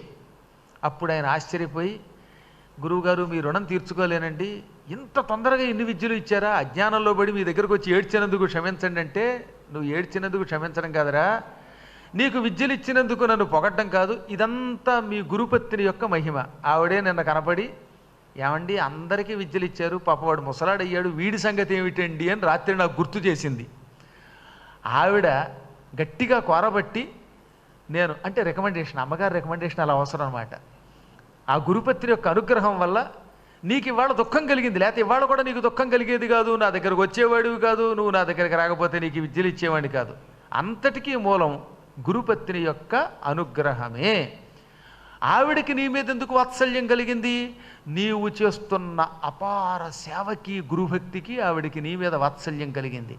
అనగానే వెంటనే అమ్మగారి కాళ్ళకి నమస్కరించాడు. అమ్మ ఏదన్నా గురుదక్షిణ కోరుకోండి అన్నాడు. అప్పుడు ఆ తల్లి ఏమందో తెలుసా, నాకు పెద్ద గురుదక్షిణ ఏం అవసరం లేదు, నేను చాలా కాలంగా ఒక వ్రతం చేస్తున్నాను. ఆ వ్రతమునకు అసూన్యశయ్యన వ్రతము అని పేరు. భారతంలో ఆ పేరు చెప్పలేదు, కానీ జైమిని భారతంలో మనకి తెలుస్తుంది అసూన్యశయ్యన వ్రతం. అది అనగా భర్త లేకుండా భార్య చావకుండా ఉండేటటువంటి వ్రతం. భార్యాభర్తలిద్దరూ ఒకేసారి శరీరము విడిచిపెట్టేలా చేయగలిగే వ్రతమునకు అసూన్యశయ్యన వ్రతం అని పేరు. పూర్వకాలంలో పతివ్రతలని కొంతమంది ఉండేవారు. అందుకని వాళ్ళు ఏం చేసేవారు, భర్త చచ్చిపోతే ఉండలేకపోయేవారు, అలాగే భార్యలు లేకపోతే భర్తలు ఉండలేకపోయేవారు. అప్పుడు ఇద్దరూ కలిసి అసూన్యశయ్యన వ్రతం అని ఒక వ్రతం చేసేవారు. ఆ వ్రతం చేస్తే భార్యాభర్తలిద్దరూ ఇంచుమించుగా ఆ మైలు పూర్తయ్యేలోపు శరీరం విడిచిపెట్టేస్తారట. 11 రోజుల లోపల శరీరం విడిచిపెడితే భార్యకి వైధవ్యం ఉండదు, భర్తకి విధురత్వం ఉండదు. విధురుడు అంటే భార్యావిహీనుడు. ఈ రెండూ లేకుండా చేయగలిగే అపూర్వ వ్రతం అసూన్యశయ్యన వ్రతం. ఇది నారద పురాణంలోనూ ఇటు భవిష్య పురాణంలోనూ ఈ వ్రతం ఎలా చేయాలో ఉంటుంది. నారద పురాణంలో వ్రతాల గురించి అద్భుతంగా వర్ణించారు. అందులో ఈ అసూన్యశయ్యన వ్రతాన్ని నారదుడంతటి వాడు చెప్పాడు. ఈ వ్రతాన్ని ఎక్కువ మంది చేశారు. అలా చేసిన వాళ్ళంతా అసలు బ్రతికొండగా భార్యాభర్తలిద్దరూ విడిపోయేవారు కాదు, మరణమే వచ్చేది కాదు. అరుంధతి వశిష్ఠులు ఆ వ్రతం చేయటం వల్లే వాళ్ళిద్దరికీ చావు లేకుండా పోయింది. ఇప్పుడు ఈ పైలుడి భార్య, ఆవిడకి పేరు చెప్పాల, గురుపత్ని అన్నారంతే, పైలపత్ని ఈ వ్రతం చేస్తోందిట. నేను ఇప్పటికీ 24 సంవత్సరాలుగా ఈ వ్రతం చేస్తున్నాను నాయన. ఇది ఎప్పుడూ కూడా కార్తీక మాసంలో విధియ నాడు చెయ్యాలి. చేసి ఆఖరణ ఉద్వాసనగా ఎవరైనా ఒక పతివ్రత యొక్క చెవుల కుండలాలు ధరించాలి. దానికి అదొక నియమం ఉన్నదన్నమాట. అడవిలో ఉండే వాళ్ళకి బంగారం ఉండేది కాదు. ఈవిడ కేవలం పుల్లలు పెట్టుకునేదిట, చెవులకి దుద్దులు బదులుగా పుల్లలు పెట్టుకుని వ్రతం చేసింది. కానీ వ్రతం 24 ఏళ్ళు చేశాక ఇంకా వ్రతానికి ఉద్యాపన అని ఉంటుంది. వ్రతాన్ని పూర్తి చేసే ఒక విధానం ఉన్నది. ఆ విధానంలో పార్వతీదేవిని పూజిస్తారు. ఆ పూజించే వాళ్ళు చెవులకు బంగారంతో చేసిన కుండలాలు పెట్టుకోవాలి. ఆ కుండలములు కూడా బజారులో కొత్తగా కొనుక్కొచ్చిన కుండలములు కాదట, బాగా పతివ్రత అయినటువంటి ఆవిడ దగ్గర నుంచి యాచించి తెచ్చి పెట్టుకోవాలి. వాళ్ళు కొనుక్కుని తెచ్చి కాదు. కొనుక్కోవడం అంటే ఆయన కావాలంటే కొని పెట్టగలడు, ఆయన తలుచుకుంటే కుబేరుడు కోట్లు ఇస్తట పైలుడికి. కానీ కొన్న కుండలములతో ఆ వ్రతాన్ని ఉద్యాపన చెయ్యకూడదు. ఎవరైనా ఒక పతివ్రత ఉంటే ఆవిడ దగ్గరికి వెళ్ళి, ఏమండి మీ కుండలాలు ఇవ్వండి, మేము ఉద్యాపన చేసుకుంటున్నామంటే వాళ్ళు దయతలిచిస్తే ఆ కుండలములు చెవులకు పెట్టుకుని సావిత్రి పూజ చేసి ఆ తర్వాత పేరంటాళ్ళకి, ముత్తైదువులకి పసుపు కుంకాలు పంచిపెట్టాలి. ఇది లఘువుగా దాని నియమం. నాకు వ్రతం పూర్తయింది, ఇంకా ఉద్యాపన చేసే రోజులు దగ్గరకు వచ్చాయి. ఒక పతివ్రత యొక్క కుండలాలు నాకు కావాలి. ఈ భూమండలంలో ప్రస్తుతం ఇక్ష్వాకు వంశస్థుడైన పౌష్యుడనే ఒక రాజుగారు అయోధ్యని పరిపాలిస్తున్నాడు. ఆ అయోధ్య నగరాధీశ్వరుడు పౌష్యుడి యొక్క భార్య పరమ పతివ్రత. ఆవిడ దగ్గరికి వెళ్ళి, నా కోసం ఆ కుండలాలు తీసుకురా, ఆ కుండలములు నాకు ఇచ్చావంటే ఇక గురువుగారికి, గురువు పత్నికి అందరికీ దక్షిణ ఇచ్చినట్టే, నీకు అన్ని రుణాలు తీరినట్టే, గురు రుణం, దేవరుణం, పితృరుణం అన్ని రుణాలు తీరే వరం ఇస్తున్నాను, తీసుకురా అంది ఆవిడ. అది కూడా నేటికి 8వ రోజు కల్లా కుండలాలు ఇక్కడ ఉండాలి అనగానే వెంటనే ఆవిడకి నమస్కరించాడు. గురువుగారికి చెప్పేడదామంటే గురువుగారు ఎక్కడికో వెళ్ళారు, బయటికి సమయానికి లేరు. గురువుగారికి చెప్పకుండా వెళ్ళడమా మానడమా అనుకున్నాడు ఈయన. వెంటనే అప్పుడు ఆయన గుర్తుకొచ్చింది, అసలు గురుపత్రి కటాక్షం వల్లనేరా నేను నీకు విద్యలు ఇచ్చానని మా గురువుగారు అన్నారు. అందుకేగా గురుపత్రికి నమస్కరించాను. ఆవిడ ఆజ్ఞాపించిందంటే గురువుగారు ఆజ్ఞాపించినట్టే, ఇక వేరే గురువుగారి యొక్క అనుజ్ఞ తీసుకోక్కర్లేదు అనుకుని మనస్సులోనే గురువుగారికి నమస్కారం చేసి వందే గురు పదద్వంద్వం అవాంగ్ మానస గోచరం రక్త శుక్ల ప్రభా మిశ్రమ తర్క్యం త్రైపురం మహ అనుకుంటూ హుటాహుటిన కాలినడకన బయలుదేరాడు. గురువుగారి మీద భక్తి, గురుపత్రి కోరిక తీర్చాలనేటటువంటి భక్తి, ఈ రెండు ఉన్నాయి కదా. ఆయన అలా పెడుతుంటే శుభశకునమట. మంచి కైలాస పర్వతంలా తెల్లగా ఉన్న ఒక ఎద్దు ఎదురొచ్చింది. ఎద్దు ఆవు ఎదురొచ్చాయంటే ఇంకా ఆ వ్యక్తికి జీవితంలో తిరుగు ఉండదు, గుర్తుపెట్టుకోండి.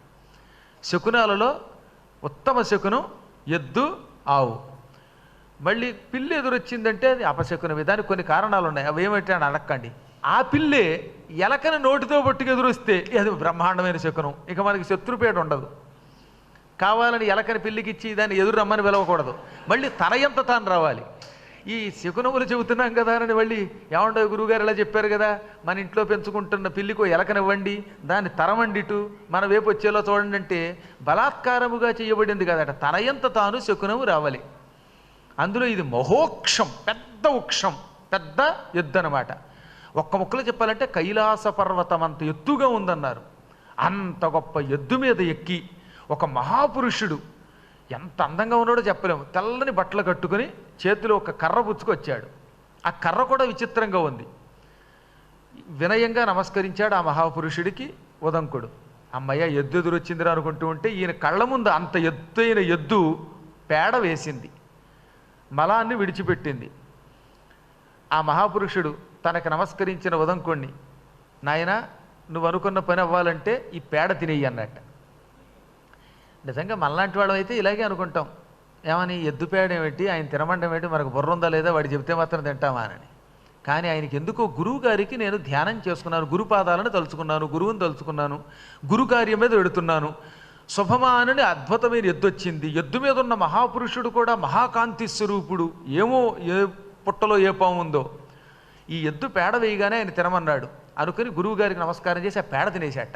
అసలు పేడలా లేదండి, అది ఎంత రుచిగా ఉందో ఓరి బాబోయ్.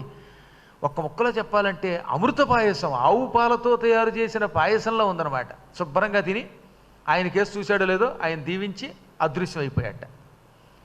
ఇది ఆవుతో పాటు ఆ ఎద్దుతో పాటు వెళ్ళిపోయాడు అనుకున్నాడు, కళ్ళ ముందు అదృశ్యం అయిపోతే ఏమో వేగంగా వెళ్ళాడు అనుకున్నట్ట. అక్కడి నుంచి బయలుదేరాడు, మహావేగంగా వెళ్ళాడు. 3-4 రోజులు ప్రయాణం చేసి పౌష్య మహారాజు గారి రాజధాని దగ్గరికి వెళ్ళాడు, అయోధ్య నగరానికి వెళ్ళాడు. ఆ సమయంలో రాజుగారు మధ్యాహ్నానికి ఇంచుమించుగా ఇంకొక గంట ఉంది, 11-11:15 సమయం అది. ఆ సమయంలో రాజుగారు సింహాసనం మీద కూర్చునున్నాడు. ఎర్రని రాగి గడ్డంతో, ఎర్రబడినటువంటి జుట్టుతో, నల్లగా లేదు ఆయన జుట్టు, తెల్లగాను లేదు, ఒక రకమైన రాగి రంగు అనమాట. అటువంటి ఎర్రని గడ్డం జుట్టుతోటి ఇంతంత పెద్ద పెద్ద కళ్ళతోటి ఉన్నాడు ఆయన. ఉదంకుడు చెయ్యెత్తి దీవించగానే రాజుగారు రండి అని ఆహ్వానించి ఆసనమిచ్చి కూర్చోబెట్టి, మహానుభావ మీరెవరో నాకు అర్థమైంది, పైలుడంతటి వాడు శిష్యులు మీలాంటి వాళ్ళు మా నగరానికి రావడం మా పూర్వజన్మ సుకృతం. ఏం కావాలో కోరుకోండి, మీరు అడిగిన ఏ కోరికైనా తీరుస్తాను, వరమైనా ఇస్తానన్నట్ట. మహారాజా నా స్వార్థం కోసం రాలేదు, మా గురువుగారి పత్ని మీ పత్ని యొక్క కుండలాలు అడిగి తీసుకురమ్మంది, అది కూడా ఆవిడకి వ్రతోద్యాపన కోసం తీసుకురమ్మని మాత్రమే అడిగింది. ఆవిడకి కూడా స్వార్థం లేదు ఆ కుండలాల మీద, కేవలం వ్రతోద్యాపనకు అవసరం అంతే. ఇచ్చి పంపిస్తే సంతోషిస్తాననగానే తప్పకండి, నా నియమం మధ్యాహ్న సమయంలో అంతఃపురానికి వెళ్ళకూడదని ఒక నియమం నాకు, అందుకని నేను రాను. కానీ నా అంతఃపురం ఎక్కడుందో మా పరిచారకులు చూపిస్తారు, వాళ్ళతో వెళ్ళి అంతఃపురంలో ఉన్న మా ఆవిడ దగ్గరికి వెళ్ళి అడగండి, ఆవిడ ఇస్తుంది. మీలాంటి నియమనిష్టాగరిష్ఠులకి అంతఃపుర ప్రవేశం నిషిద్ధం కాదు, వెళ్ళిరండి అన్నాడు. పరిచారకులు దారి చూపిస్తూ ఉండగా ఉదంకుడు ఈ పౌష్యపత్ని ఉన్నటువంటి అంతఃపురానికి వెళ్ళాడు. ఆవిడికి మదయంతి అని కూడా పేరు. ఆ మదయంతి ఉన్నటువంటి స్థానానికి వెళ్ళాడు. పరిచారకులు, అమ్మగారండి నమస్కారం అండి, ఈయన పైలుడు అని పేరు కలిగిన ఒక ఋషీశ్వరుడు యొక్క శిష్యుడు ఉదంకుట్ట అనగానే ఉదంకుడు ఈ పరిచారకులు నమస్కారం చేస్తున్న వైపుకు చూశాడు. అక్కడ ఒక కుర్చీ ఉంది, మంచి బంగారంతో తయారు చేయబడిన, అందులో మెత్తని పానుపు వేసి వేయబడి ఉన్నటువంటి కుర్చీ. ఆసనం. ఆ ఆసనానికి పరిచారకులు దండం పెడుతున్నారు, ఎవరితోటో మాట్లాడుతున్నారు. కానీ ఆసనంలో ఎవరూ కనబడలేదు దీనికి. ఈయన బుర్రకొక్కుని, ఎవర్రా పరిచారకులారా, వేళాకోళం ఆడుతున్నారా, లేక నాకేమైనా మతిపోయిందా, మీరు ఎవరికి నమస్కరిస్తున్నారు, ఎవరితో మాట్లాడుతున్నారంటే, అదేంటండి అమ్మగారు ఎదురుగుండా ఆసనంలో కూర్చున్నారు కదండి, ఇదిగో ఈ ఆసనంలో మా అమ్మగారు ఉన్నారండి, రాజుగారి భార్య రాణిగారు ఉన్నారు అనగానే ఈయన మళ్ళీ చూశాడు. ఆసనం ఉంది, వీళ్ళు నమస్కరిస్తున్నారు, ఏదో మాట్లాడుతున్నారు, కానీ ఆసనంలో ఈయనకి ఎవరూ కనబడ్డంలా. వీళ్ళు నన్ను ఏదో మోసం చేస్తున్నారేమోననుకుని, నాకు ఇక్కడ ఎవరూ కనబడటం లేదు, మీరు మీ రాజు కుండలములు ఇవ్వడం ఇష్టం లేక ఒక పండితుడితో వేళాకోళం వాడుతున్నారా అని కోపంతో రాజుగారి దగ్గరికి వచ్చాడు. మహారాజా, ఏమిటండి అన్యాయం, అంతఃపురంలో మీ ఆవిడ ఉందంటారేమో ఈ భటులు, కానీ నాకెవరూ కనబడటం లేదు ఏమిటంటే, రాజుగారు ఒక క్షణం తెల్లబోయి, మహానుభావ, నేను ఒక మాట అనడానికి సాహసిస్తున్నందుకు ఏమనుకోకు, అనకూడదు కైనా అంటున్నాను, ఎందుకో తెలిసిన, నీలాంటి ఉత్తముడు అశుచి అనబడ్డానికి అనర్హుడు.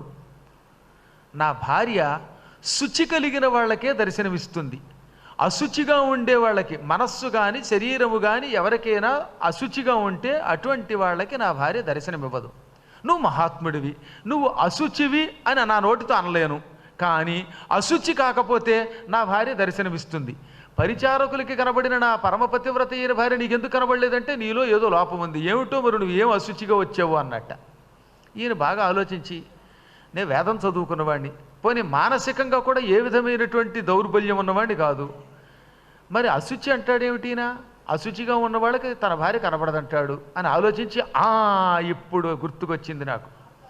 నేను ఇక్కడికి వస్తూ ఉండగా ఒక పెద్ద ఎద్దునెక్కిన పురుషుడు ఆ ఎద్దు పేడ తినమన్నాడు. పేడ తిన్న వెంటనే ఆచమనం చెయ్యాలి.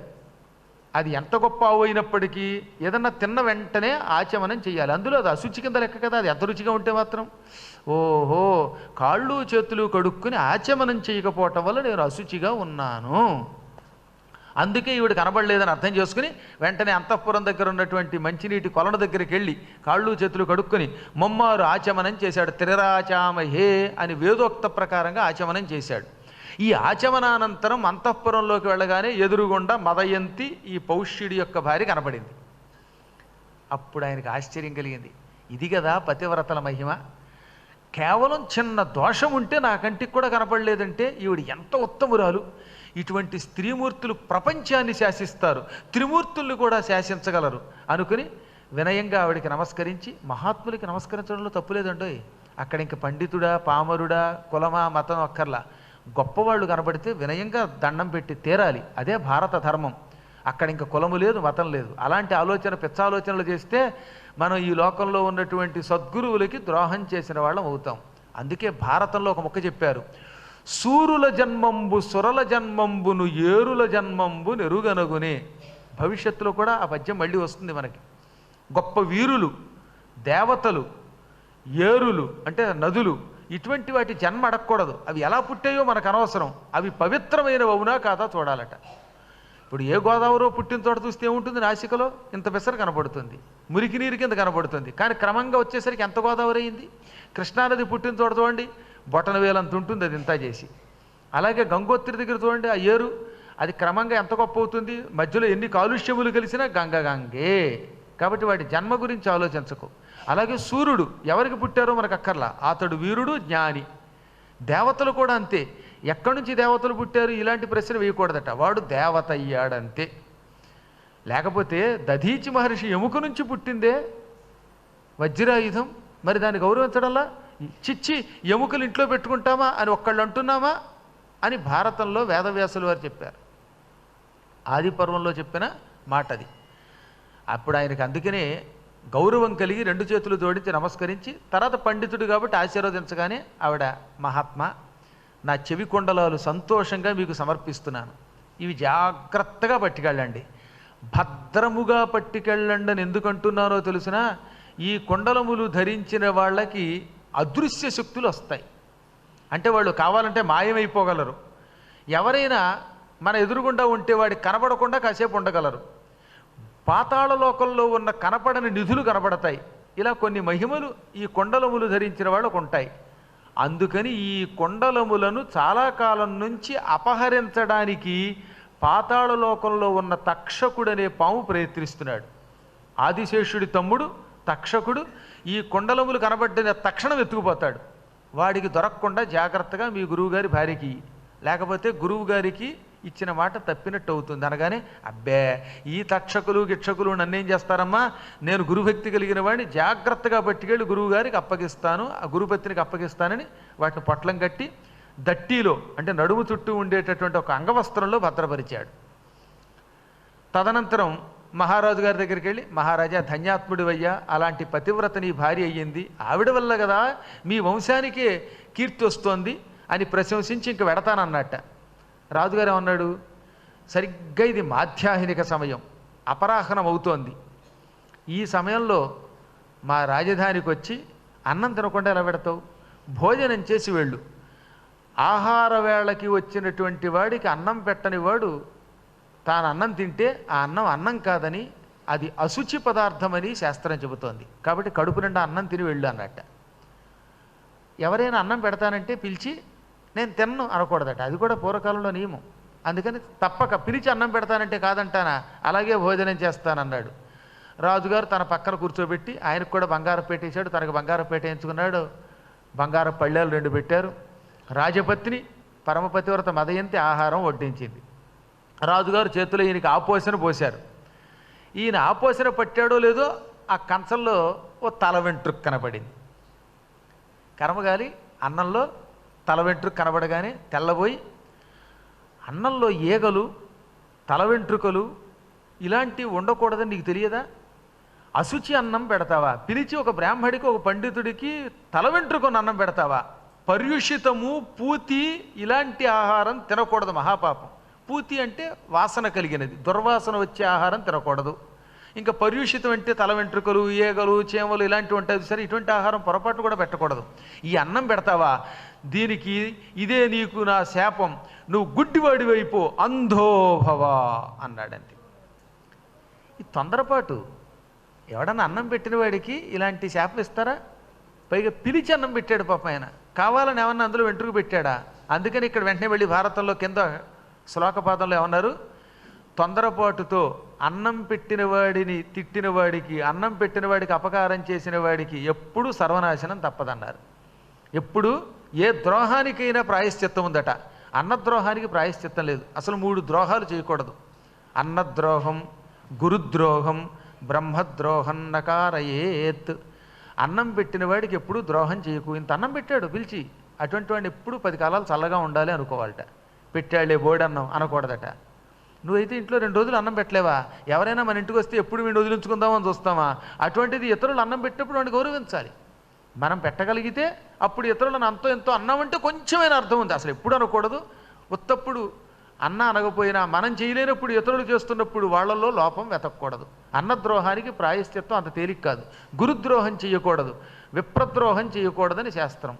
ఈ 3 ద్రోహాలలో అన్నద్రోహం చేసేసాడు ఆయన తొందరపడి. అన్నం పెట్టినవాడు ఏదో పొరపాటున వెంట్రుకొస్తే ఏదో తిట్టాలి, ఇంకోటి ఏదైనా అనాలి, కానీ గుడ్డివాడు వైపు అనగానే రాజుగారికి బాధ కలిగి, నేను నీకు కావాలని అపచారం చేశానా, నీ ఎడల నేను అపచారం చేయలేదు, పొరపాటున ఆ అన్నంలోకి ఒక వెంట్రుక వచ్చింది, ఎంతో ప్రేమతో చదువుకున్న పండితుడు అని, అందులో గురుభక్తి కలిగిన వాడివని నీ గురించి విని అన్నం పెడితే అన్యాయంగా కళ్ళు పోవాలని శాపం పెడతావా?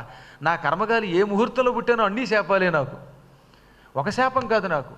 ఈ సమయంలో మళ్ళీ కొత్త శాపమా అని ఆగ్రహించి, నువ్వు నన్ను గుడ్డివాడి వైపమని శాపం ఇచ్చావు గనక నీకు సంతానం లేకుండా పోగాక, నీకు భవిష్యత్తులో అపత్యం ఉండదు, అనపత్యుడి వైపు అన్నాడు అంతే. ఇంక నీకు పిల్లలు పుట్టరని శపించేశాడు. దెబ్బతో ఉదంకుడికి అహంకారం దిగిపోయింది, కోపం దిగిపోయింది. బాధపడిపోయి మహారాజు గారు చేయి పట్టుకొని, మహారాజా కోపంతో శాపం పెట్టాను, నేను నా శాపాన్ని తిప్పుకుంటాను, నువ్వు కూడా నీ శాపాన్ని తిప్పుకో. సంతానం లేకపోతే ఈ జీవితానికి అర్థమేమున్నది? అందులో నేను ముసలాండి అయిపోయి విద్యలు లేక బాధపడుతుంటే మా గురువుగారు మెచ్చుకొని యవ్వనమిచ్చి నా నెత్తి మీద చెయ్యి పెట్టి గౌరవించాడు. నేను వెళ్ళగానే వాళ్ళ అమ్మాయినిచ్చి పెళ్లి చేయబోతున్నాడు. నాకు యవ్వనం రావడం వల్ల పునర్జన్మ వచ్చింది. ఈ పునర్జన్మ వచ్చిన నన్ను అల్లుని చేసుకుంటున్నాడు. నిజంగా గురువుగారు కూతురు చేసుకున్న యోగం ఆయనకి పట్టింది. ఇప్పుడు అంత అందగత్తి అయిన గురువుగారి కూతురు భార్య అయ్యి నిత్య యౌవనంతో ఉన్న నేను సంతానం లేకపోతే నానాయాతనలో పడతాను, చచ్చాక స్వర్గం వంటివి రావు, దయతో ఆ శాపాన్ని తిప్పుకో అనగానే రాజుగారు చిరునవ్వు నవ్వి నవనీతం హృదయం బ్రాహ్మణస్య వాచిక్షురః అన్నాడు. దీనినే నన్నయ్య గారు తెలుగులో పద్యంగా అనువాదం చేస్తూ నిండు మనంబు నవ్య నవనీత సమానము పల్కు దారుణాఖండల శస్త్రతుల్యము జగన్నుత విప్రులయందు కాని ఈ రెండును రాజులందు విపరీతము కావున విప్రుడోపు ఓ పండతి శాంతుడయ్యు నరపాలుడు శాపము క్రమ్మరింపగల్. బ్రాహ్మడికి హృదయం అప్పుడే తీసిన వెన్నపూస, నవ్య నవనీతం. వెన్నపూస లాంటి హృదయం ఉన్న తొందరపాటుతో నోరు జారి తగాదా తెచ్చుకుంటాడు. అందుకని పలుకు దారుణాఖండల శస్త్రతుల్యం, మాట మాత్రం వజ్రం, మాటేమో కటువుగా ఉంటుంది, మనస్సేమో వెన్నపూస. కానీ మేమో మహారాజులం, మాకు మాట వెన్నపూసలా తీయగా ఉంటుంది, మెత్తగా ఉంటుంది, మనస్సు వజ్రంలో ఉంటుంది. అదే రాజకీయం అంటే. మీరు ఎప్పుడైనా చూడండి రాజకీయ నాయకులు ఎలా ఉంటారో తెలుసా, వాడికి లోపల మండిపోతూ ఉంటుంది, రేపు పొద్దున వీడిని చంపేయాలని ఉన్నా హాయ్ అని కరచాలనం చేస్తాడనమాట, లోపల మాత్రం ఒరే రేపు వాడిని వేసేయండి అంటాడు. మాట చూస్తే మెత్తగా ఉంటుంది, హృదయం కఠినంగా ఉంటుంది. ఇది ఇప్పుడు చెప్పింది కదా, మహాభారతంలో చెప్పిన మాట, నేను చెప్పలేస్తాము. మళ్ళీ మీరు ఎక్కడ చూడండి వాళ్ళు తెక్కొట్టుకుంటారా, మళ్ళీ ఈ పార్టీలోంచి ఆ పార్టీలోకి ఆ పార్టీలోకి వెళ్ళగానే ఒకళ్ళు కౌగిలించేసుకుంటారు. ఏమిటి ఎక్కడి నుంచి వస్తాయో తెలియదు ఈ ప్రేమలో. చాలా చిత్రంగా ఉంటాయి అన్నమాట మనకి. మనం ఏమనుకుంటాం పిచ్చాళ్ళం, ఈ మధ్యలో ఈ కర్రలు పుచ్చుకుని జెండా వాళ్ళు ఒకళ్ళు కొట్టుకుంటారు, వాళ్ళు బాగానే ఉంటారు. నిన్నటి దాకా తెగతిట్టి వాళ్ళు రాగానే నాకు జ్ఞానోదయం ఏందంటే అసలు మీరే గొప్ప నాయకుడు అండి అంటారు. మళ్ళీ రేపొద్దున ఇంకో పార్టీలోకి అయితే తెగ తిడతారు. మనం చూస్తూనే ఉంటాం. అందుకని ఆ రోజుల్లోనే ఈ పౌష్యుడు మా హృదయం వజ్రం లాంటిది, మాట మాత్రం మెత్తగా మాట్లాడతాం, మహారాజుల మనస్సులో ఉన్నది బయటికి రాకూడదు కదా, అందుకని ప్రేమగా అయ్యో మిత్రమా అని కౌగిలించుకుని వాడిని హత్య చేయడానికి కుట్రలో పన్నుతాం. కానీ మీరు మాట చూస్తే తొందరగా తోలుతారు, కఠినంగా ఉంటుంది, మనస్సు మాత్రం వెన్నపోస. అందువల్లే శాపం ఇస్తే వెనక్కి తీసుకునే శక్తి మీకుంది. మాది కుళ్ళు కుతంత్రాలతో కఠినత్వంతో కూడిన హృదయం, అందుకని శాపం ఇవ్వగలం, తీసుకోలేం. నీ శాపాన్ని నువ్వు తీసేసుకో, నా శాపాన్ని నేను తీసుకొని నువ్వు అనుభవించన్నట్ట. వెంటనే ఈయన సర్లే ఏం చేస్తాం, నీకు గుడ్డితనం వస్తుంది కానీ వెంటనే ఆ గుడ్డితనం పోతుంది. ఏదో పావు గంట 20 నిమిషాల్లో కళ్ళు కనపడకుండా పోయి మళ్ళీ కళ్ళు వస్తాయి. నేను మాత్రం తొందరపాటికి యావజ్జీవితం శాపం అనుభవిస్తానన్నట్ట. ఇది కూడా గొప్ప రాజకీయం అంటూ రాజుగారిది. నీ కర్మ, నువ్వు శాపం ఇచ్చినా తీసుకో, నేను మాత్రం తీసుకోను అని దానికి ఇది ఒక కథ చెప్పాడు పైగా. అందుకని ఇక్కడ మొత్తం మీద మళ్ళీ వ్యాసుల వారు ఏమన్నారు చూసావా, అన్నం పెట్టాడు ఆయన ఏ వంకతో అయినా, నువ్వు తొందరపడ్డావు, నీ తొందరపాటికి నువ్వు యావజ్జీవితం శిక్ష అనుభవించావు. అందుకని ఎట్టి పరిస్థితులలో కూడా ఉద్రేకంతో ఏ పని చేయకూడదు, క్షణికోద్రేకంతో అసలు చేయకూడదు. మనిషి ఏ పని చేసినా ఆచితూచి చెయ్యాలి, చెయ్యకపోతే ఇలాగే ఉదంకుడిలా అనుభవిస్తావు. ఆ పాత్రలు ఇప్పుడు కూడా ఉన్నాయిగా, మనం కూడా అలాగే ఎంతోమంది చేసి అనుభవిస్తున్న వాళ్ళు ఉన్నాం. ఉదంకుడు ఇక్కడ ఒకటితో అవలగా అతని ఉద్రేకం అతన్ని ఎన్ని నష్టాల పాలు చేసిందో అశ్వమేధ పర్వంలో మళ్ళీ మనం తెలుసుకుంటాం అన్నమాట. ఈ పాత్రలు ఏం ఎండవవు. మళ్ళీ కృష్ణుడి దగ్గర అలాంటి కోపమే ప్రదర్శించాడు, భ్రష్టుడయ్యాడు. కాబట్టి మనకి మొట్టమొదటి నియమం క్షణికోద్రేకం పనికిరాదు. ఏ పని చేసినా ఆచితూచి చెయ్యాలి. అందులో గొప్ప వాళ్ళ దగ్గర ఇంకా జాగ్రత్తగా ఉండాలి. ఇప్పుడు మాబోటి వాళ్ళతో మాట్లాడేటప్పుడు ఆచితూచి మాట్లాడకపోతే అది ఇంకా ప్రమాదం. ఎందుకంటే వీడి మనస్సుకు బాధ కలిగితే తక్కిన వాళ్ళ బాధ కంటే ఈ బాధ అవతల వాడికి ఇంకా ప్రమాదం అవుతుంది కనుక అసలు ఎప్పుడూ ఉద్రేకముతో ఏ పని చెయ్యరాదు. మనస్సుని అదుపులో పెట్టుకోవాలి, నియంత్రణలో పెట్టుకోవాలి.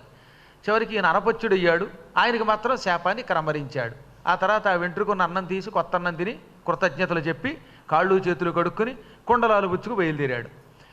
ముందే చెప్పింది ఏమని, గురువుగారి దగ్గరికి వెడుతున్నావు, జాగ్రత్త, ఈ కుండలములను అతి జాగ్రత్తగా భద్రపరిచి గురుపత్నికి ఈ దీన్ని తక్షకుడనేవాడు ఎత్తుకుపోవడానికి ప్రయత్నిస్తున్నాడని పౌష్యుడి యొక్క భార్య చెప్పిన ఈయన నన్నెవరేం చేస్తారులే అనుకున్నట్టుగా వెళ్ళాట.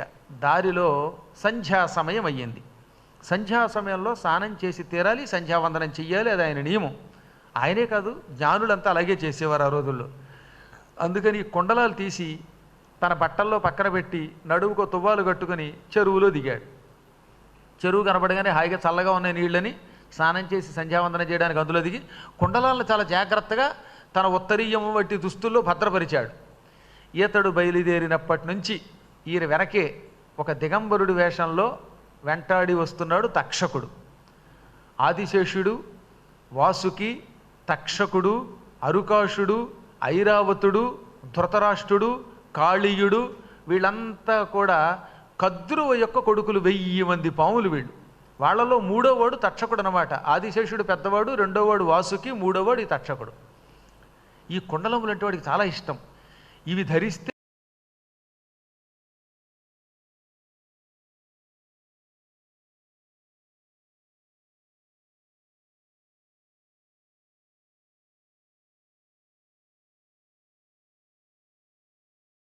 అనేక అదృశ్య శక్తులు వస్తాయి. పైగా ఇది ధరించి నా భార్య కూడా ఏదైనా వ్రతం చేసిందంటే ఆవిడకు కూడా తిరుగుండదు అని చాలా కాలం నుంచి ఈ కుండలాల కోసం ఎదురు చూస్తున్నాడు. కానీ ఈ పౌష్యపత్ని పాములకి ఇలాంటివి ఇవ్వడం ప్రమాదం అని ఇవ్వకుండా ఇంతకాలం అట్టే పెట్టింది. ఇప్పుడు వాడు సమయం కోసం చూస్తున్నాడు కదా, ఈయన బట్టల్లో ఈ కుండలాలు పెట్టి స్నానానికి దిగ్గానే టక్కన ఒక దిగంబర సన్యాసి వేషంలో వచ్చి అమాంతంగా కుండలాలు పుచ్చుకుని పారిపోవడం మొదలెట్టాడు. దాంతో స్నానం చేస్తున్నవాడు కాస్త తువ్వాలతోటే ఈ బట్టలు కూడా మర్చిపోయి ఒరే పారిపోకరోయ్ అని పాపం ఉదంకుడు వెంటబడ్డాడు. ఉదంకుడు వెంటబడి తరిమి గురుభక్తి కలిగిన వాడు కదా, అందువల్ల పామును కూడా వెంటాడి పట్టుకున్నట్టు పట్టుకోగానే దిగంబర సన్యాసి వేషంలో ఉన్న తక్షకుడు తక్షణం ఆ సన్యాసి వేషం విడిచిపెట్టి భయంకరమైన కాలసర్పంగా మారిపోయాడు. తెల్లని శరీరంతో 1000 పడగలతో సర్పంగా మారి హుమ్మని వీడు తోసేసి సూక్ష్మ రూపం ధరించి అంటే చిన్న పాముగా మారిపోయి ఆ పక్కన పుట్ట ఉంది, ఆ పుట్టలో దిగి పుట్టకుండా పాతాళానికి పోయాడు. ఇక చూడండి ఈయన బెంగ పెట్టేసుకున్నాడు. ఇది ఎక్కడ గొడవరా, నాకు ముందే చెప్పింది పౌష్యపత్ని, ఇప్పుడు ఈ పాతాళానికి ఎలా వెళ్ళడం? ఈ పాముని నేను అశ్రద్ధ చేశాను, నా వెంటే వస్తున్నట్టున్నాడు వీడు, అయినా నాకు గురువుల యొక్క అండ ఉన్నది అని గురువుగారిని మళ్ళీ తలుచుకున్నాడు. వెంటనే ఏం జరిగిందో తెలుసా, అక్కడికి ఒక మహాపురుషుడు వచ్చాడు. నువ్వు వెళ్ళబోయేటటువంటి లోకం మామూలు లోకం కాదు, భయంకర కాలకోట విషాన్ని వెదజల్లేటటువంటి సర్పాలున్న తీవ్రమైన విషం కలిగిన సర్పాలున్న పాతాళ లోకం. అక్కడ ఆదిశేషుడు వంటి వాళ్ళు ఉంటారు, మహానుభావులు వాళ్ళంతా. అక్కడికి వెళ్ళిన తర్వాత పాములు చూసి నువ్వు భయపడకూడదు సుమా అంటే భయపడనండి అన్నట్ట. అయితే నీకు పాతాళానికి వెళ్ళడానికి ఒక దారి చూపిస్తాను, ఇదిగో నేను నీకు చిన్న గుణపం ఇస్తున్నాను, దీంతో పుట్టని తవ్వు, భూదేవి వణికిపోయి నీకు దారిస్తుంది అన్నట్ట.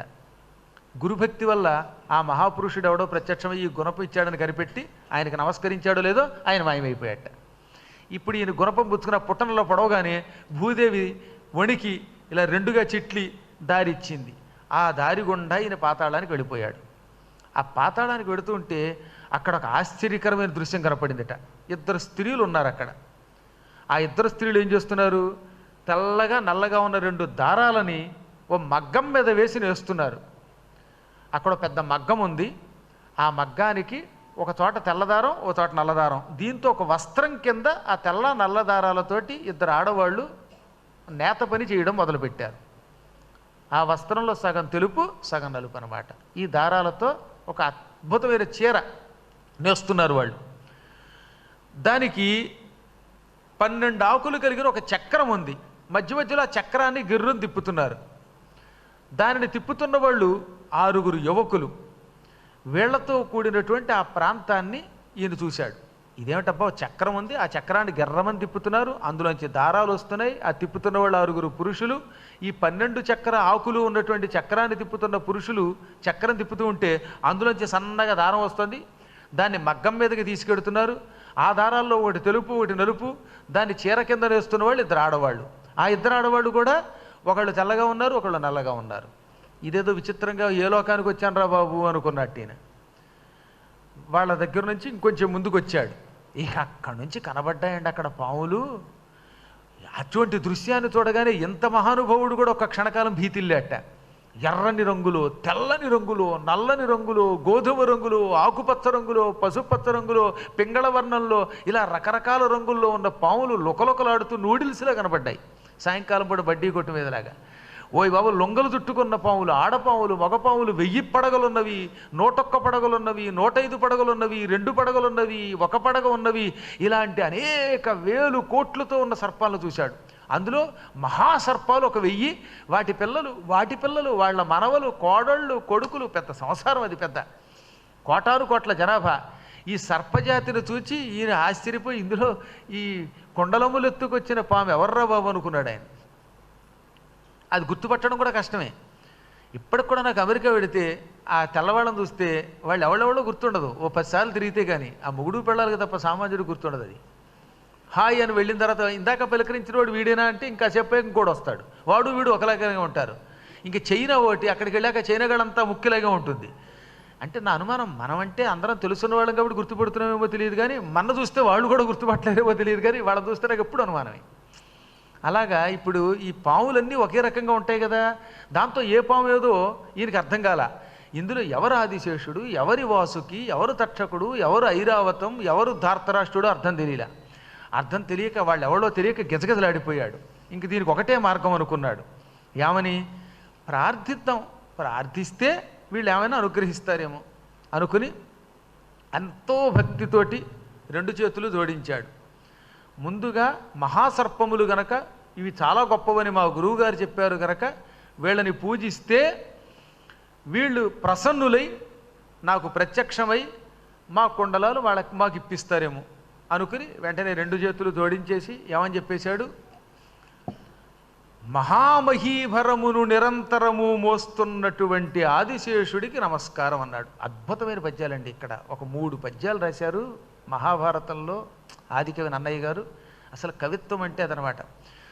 బహువన పాదపాబ్ధి కుల పర్వత పూర్ణ సరస్వతీ సహిత మహామహీభరము అజస్ర సహస్ర ఫణాళిదాల్చి దుస్సహతరమూర్తికిల్ జలధిశాయికి పాయక శయ్యయైన అయ్యహిపతి దుష్కృతాంతకుడనంతుడు మాకు ప్రసన్నుడయ్యడు. ముందుగా అనంతుడు ఆదిశేషుడు నాకు ప్రసన్నుడవుగాక.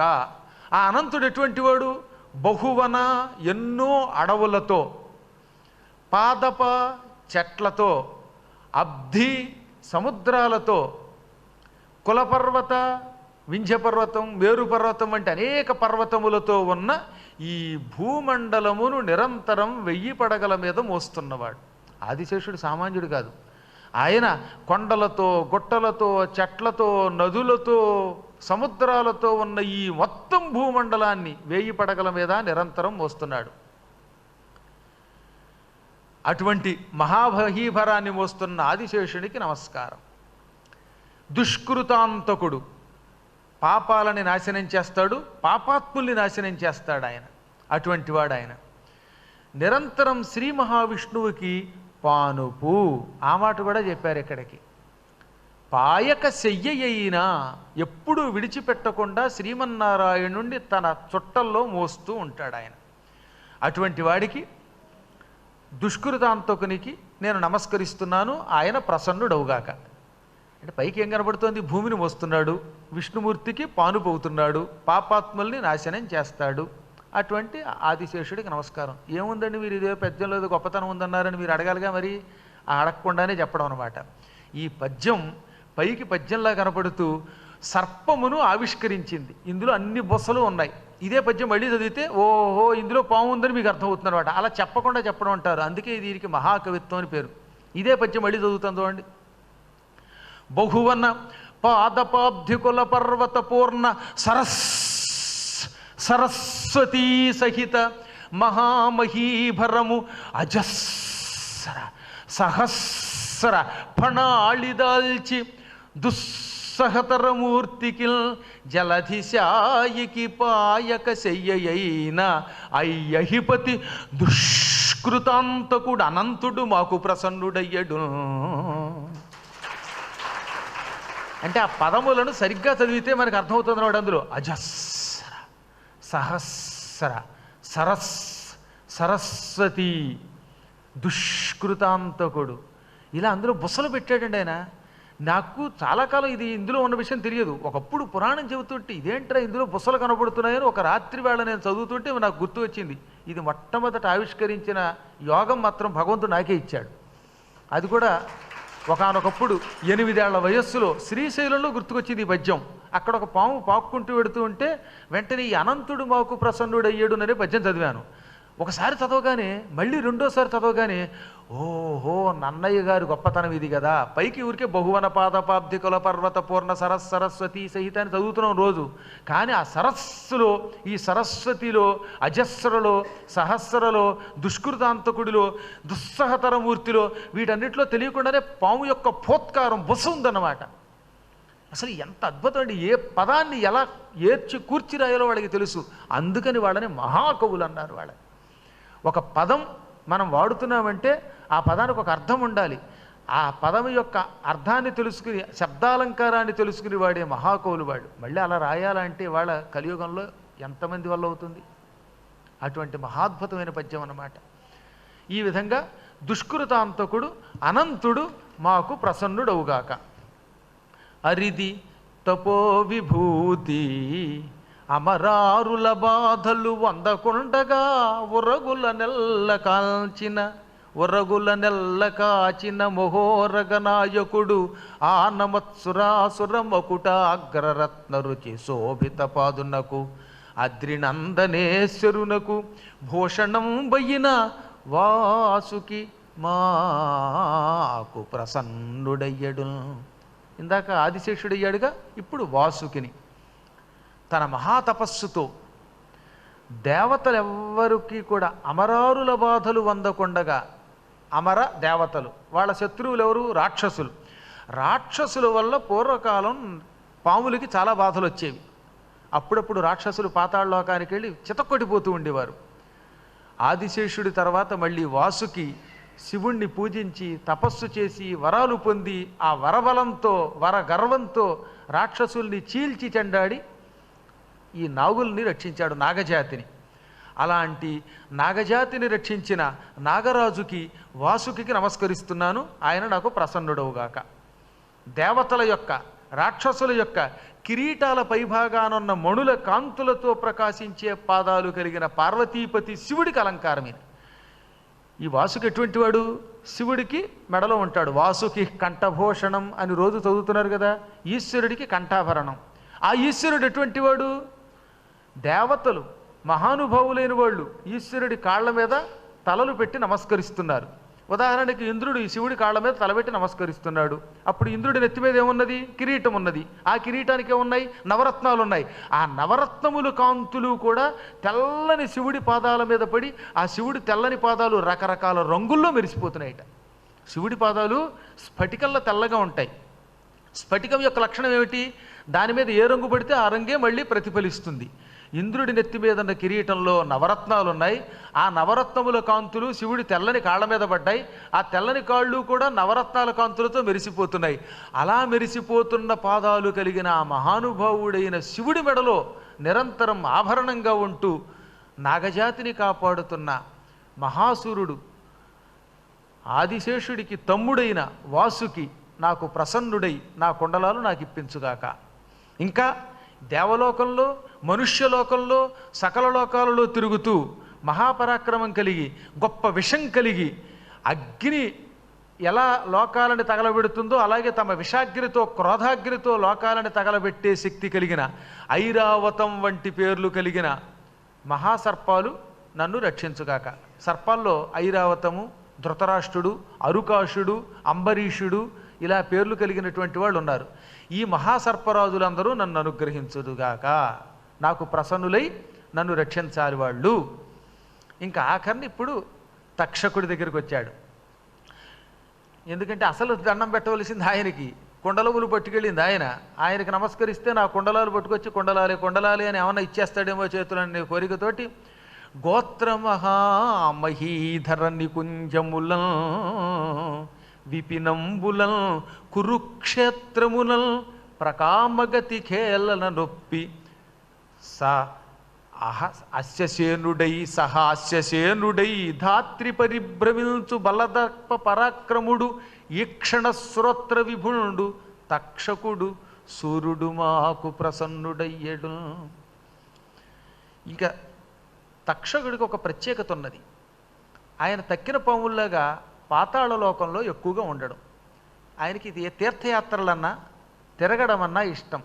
అందుకని కుల పర్వతాల్లో తిరుగుతాడు. మేరు పర్వతం, వింధ్య పర్వతాల వంటి పర్వతాల దగ్గరికి వెళ్ళి తపస్సు చేసుకుంటూ అక్కడున్న వింతలు విశేషాలు చూస్తాడు. అడవులలో తిరుగుతాడు. అన్నిటికీ మించి కురుక్షేత్రంలో ఎక్కువ ఉంటాడండోయ్.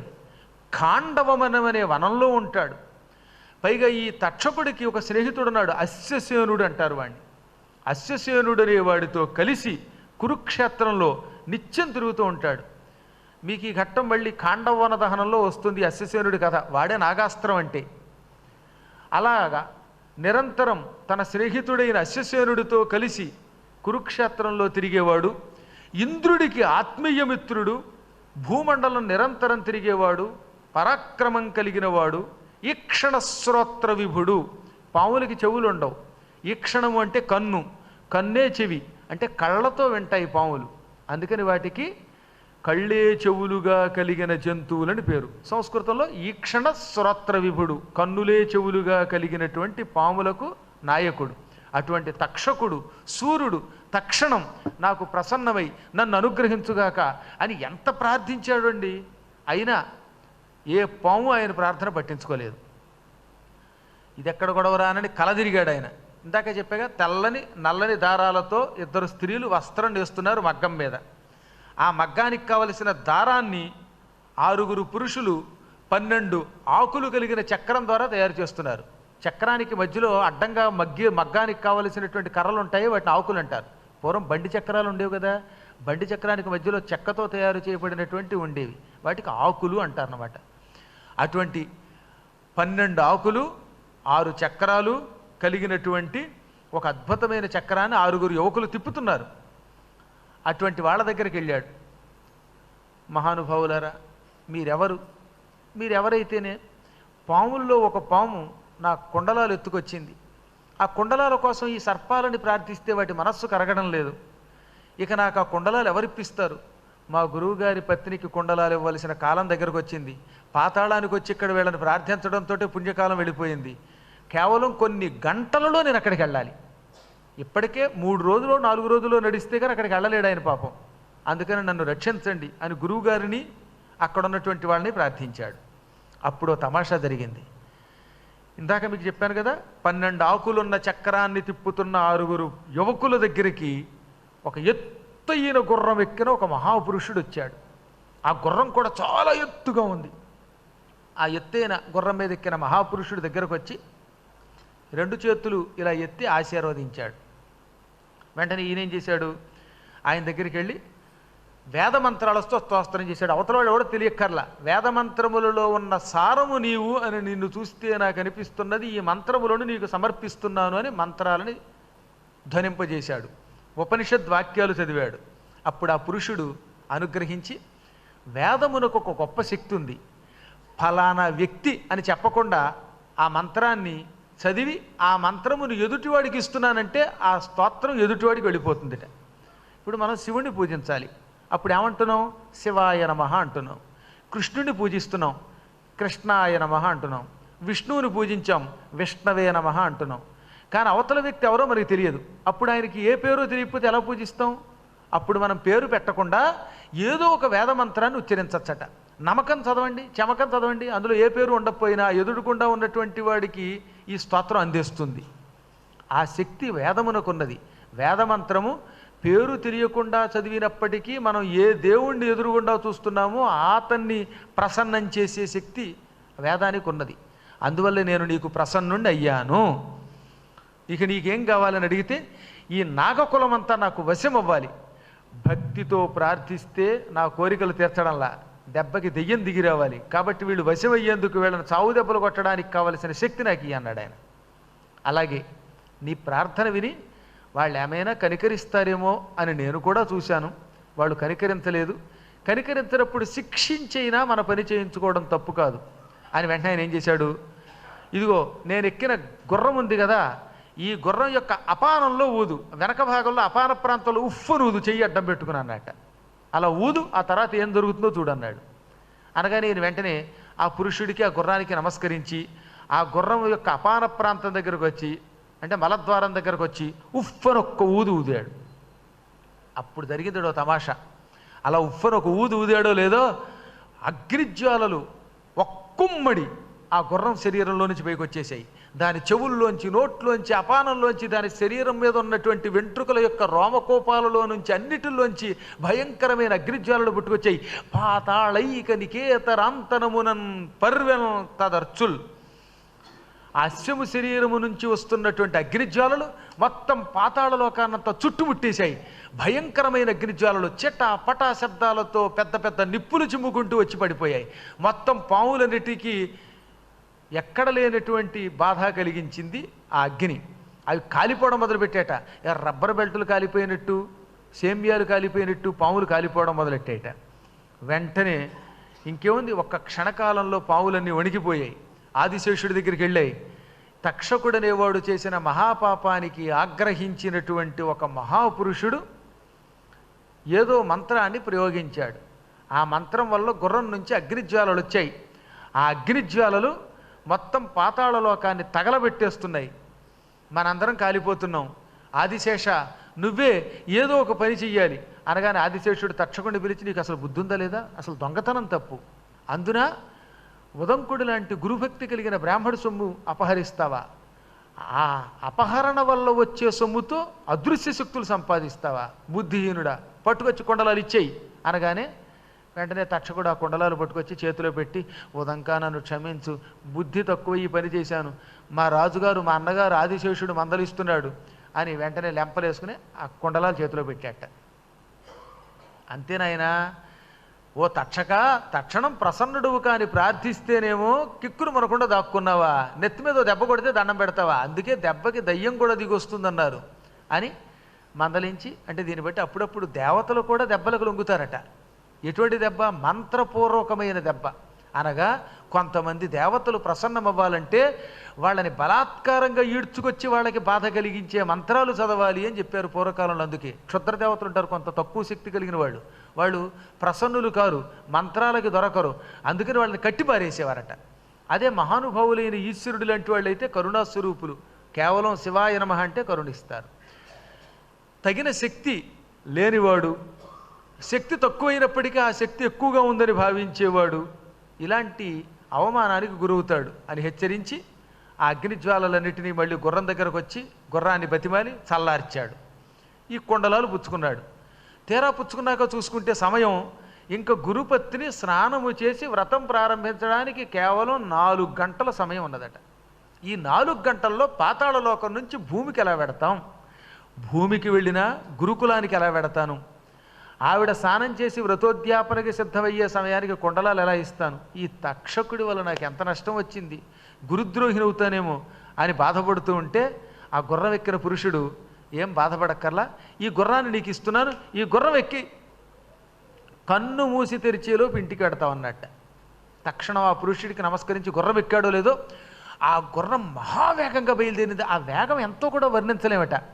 ఈతడు నిజంగా కన్ను మూసి తెరిచేలోపు గురువు గారింటి దగ్గర ఉన్నాడు.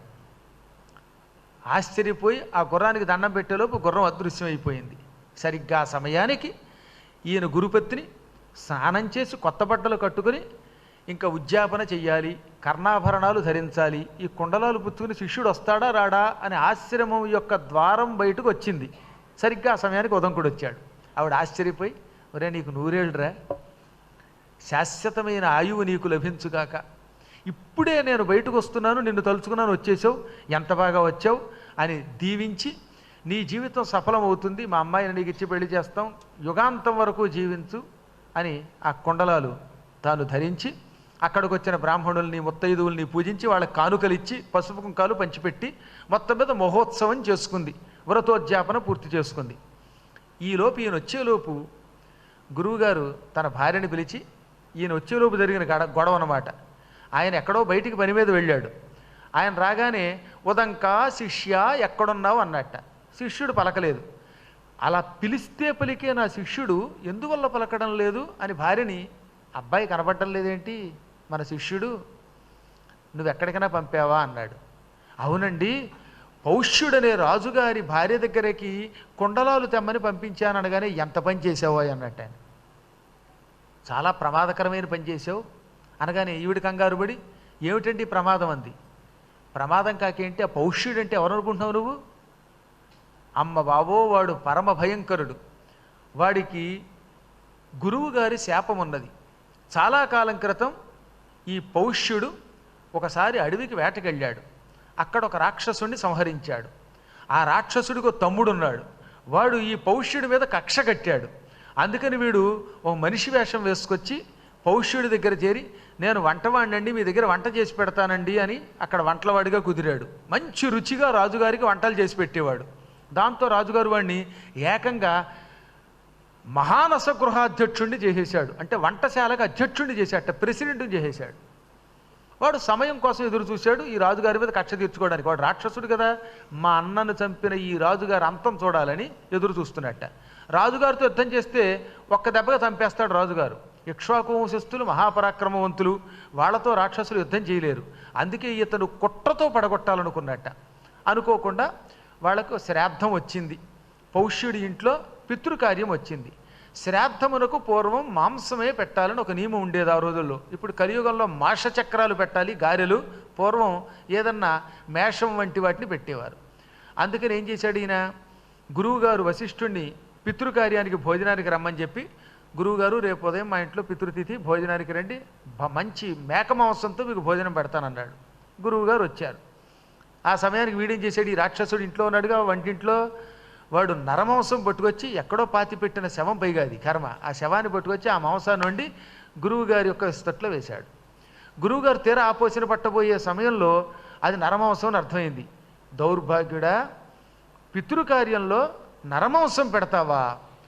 వెంటనే నువ్వు రాక్షసుడు అయిపో, రాక్షసులే నరమాంసం తింటారు, అందుకని రాక్షసోభవా అన్నాడు. ఈయన కోపం వచ్చింది.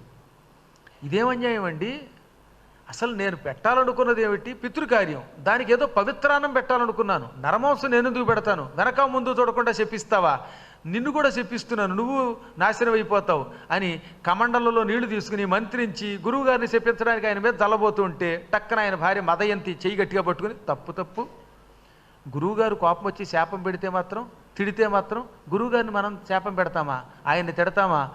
గురువులకు అపచారం చేయకూడదు. గురువుగారు కొట్టినా తిట్టినా మనం మాత్రం అపచారం చేయకూడదు.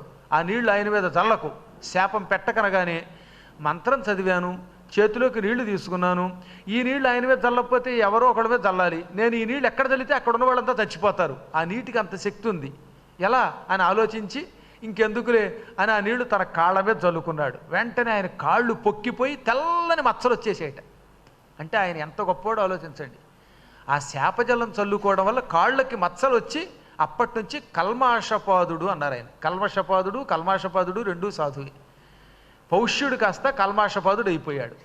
ఇప్పుడు రాజుగారు శాపవశాత్తు రాక్షసుడు అయిపోవడం వల్ల వశిష్ఠుడి దగ్గరికి వెళ్ళి, ఇలా రాక్షసుడిగా ఉండి పరిపాలన ఏం చేస్తాను మహాత్మా, నన్ను క్షమించనగానే అప్పుడు ఆయన గుర్తుకొచ్చింది, ఒరే పొరపాటున శాపం పెట్టానరా, ఇది నీ తప్పు కాదు, ఆ దౌర్భాగ్యుడు వంటవాడు రాక్షసుడు, వాళ్ళ అన్నను చంపడం వల్ల కక్ష కట్టి నీకు నా ద్వారా శాపం రావడానికి ఎంత కుట్ర పన్నాడు, నేను తొందరపడి శపించాను.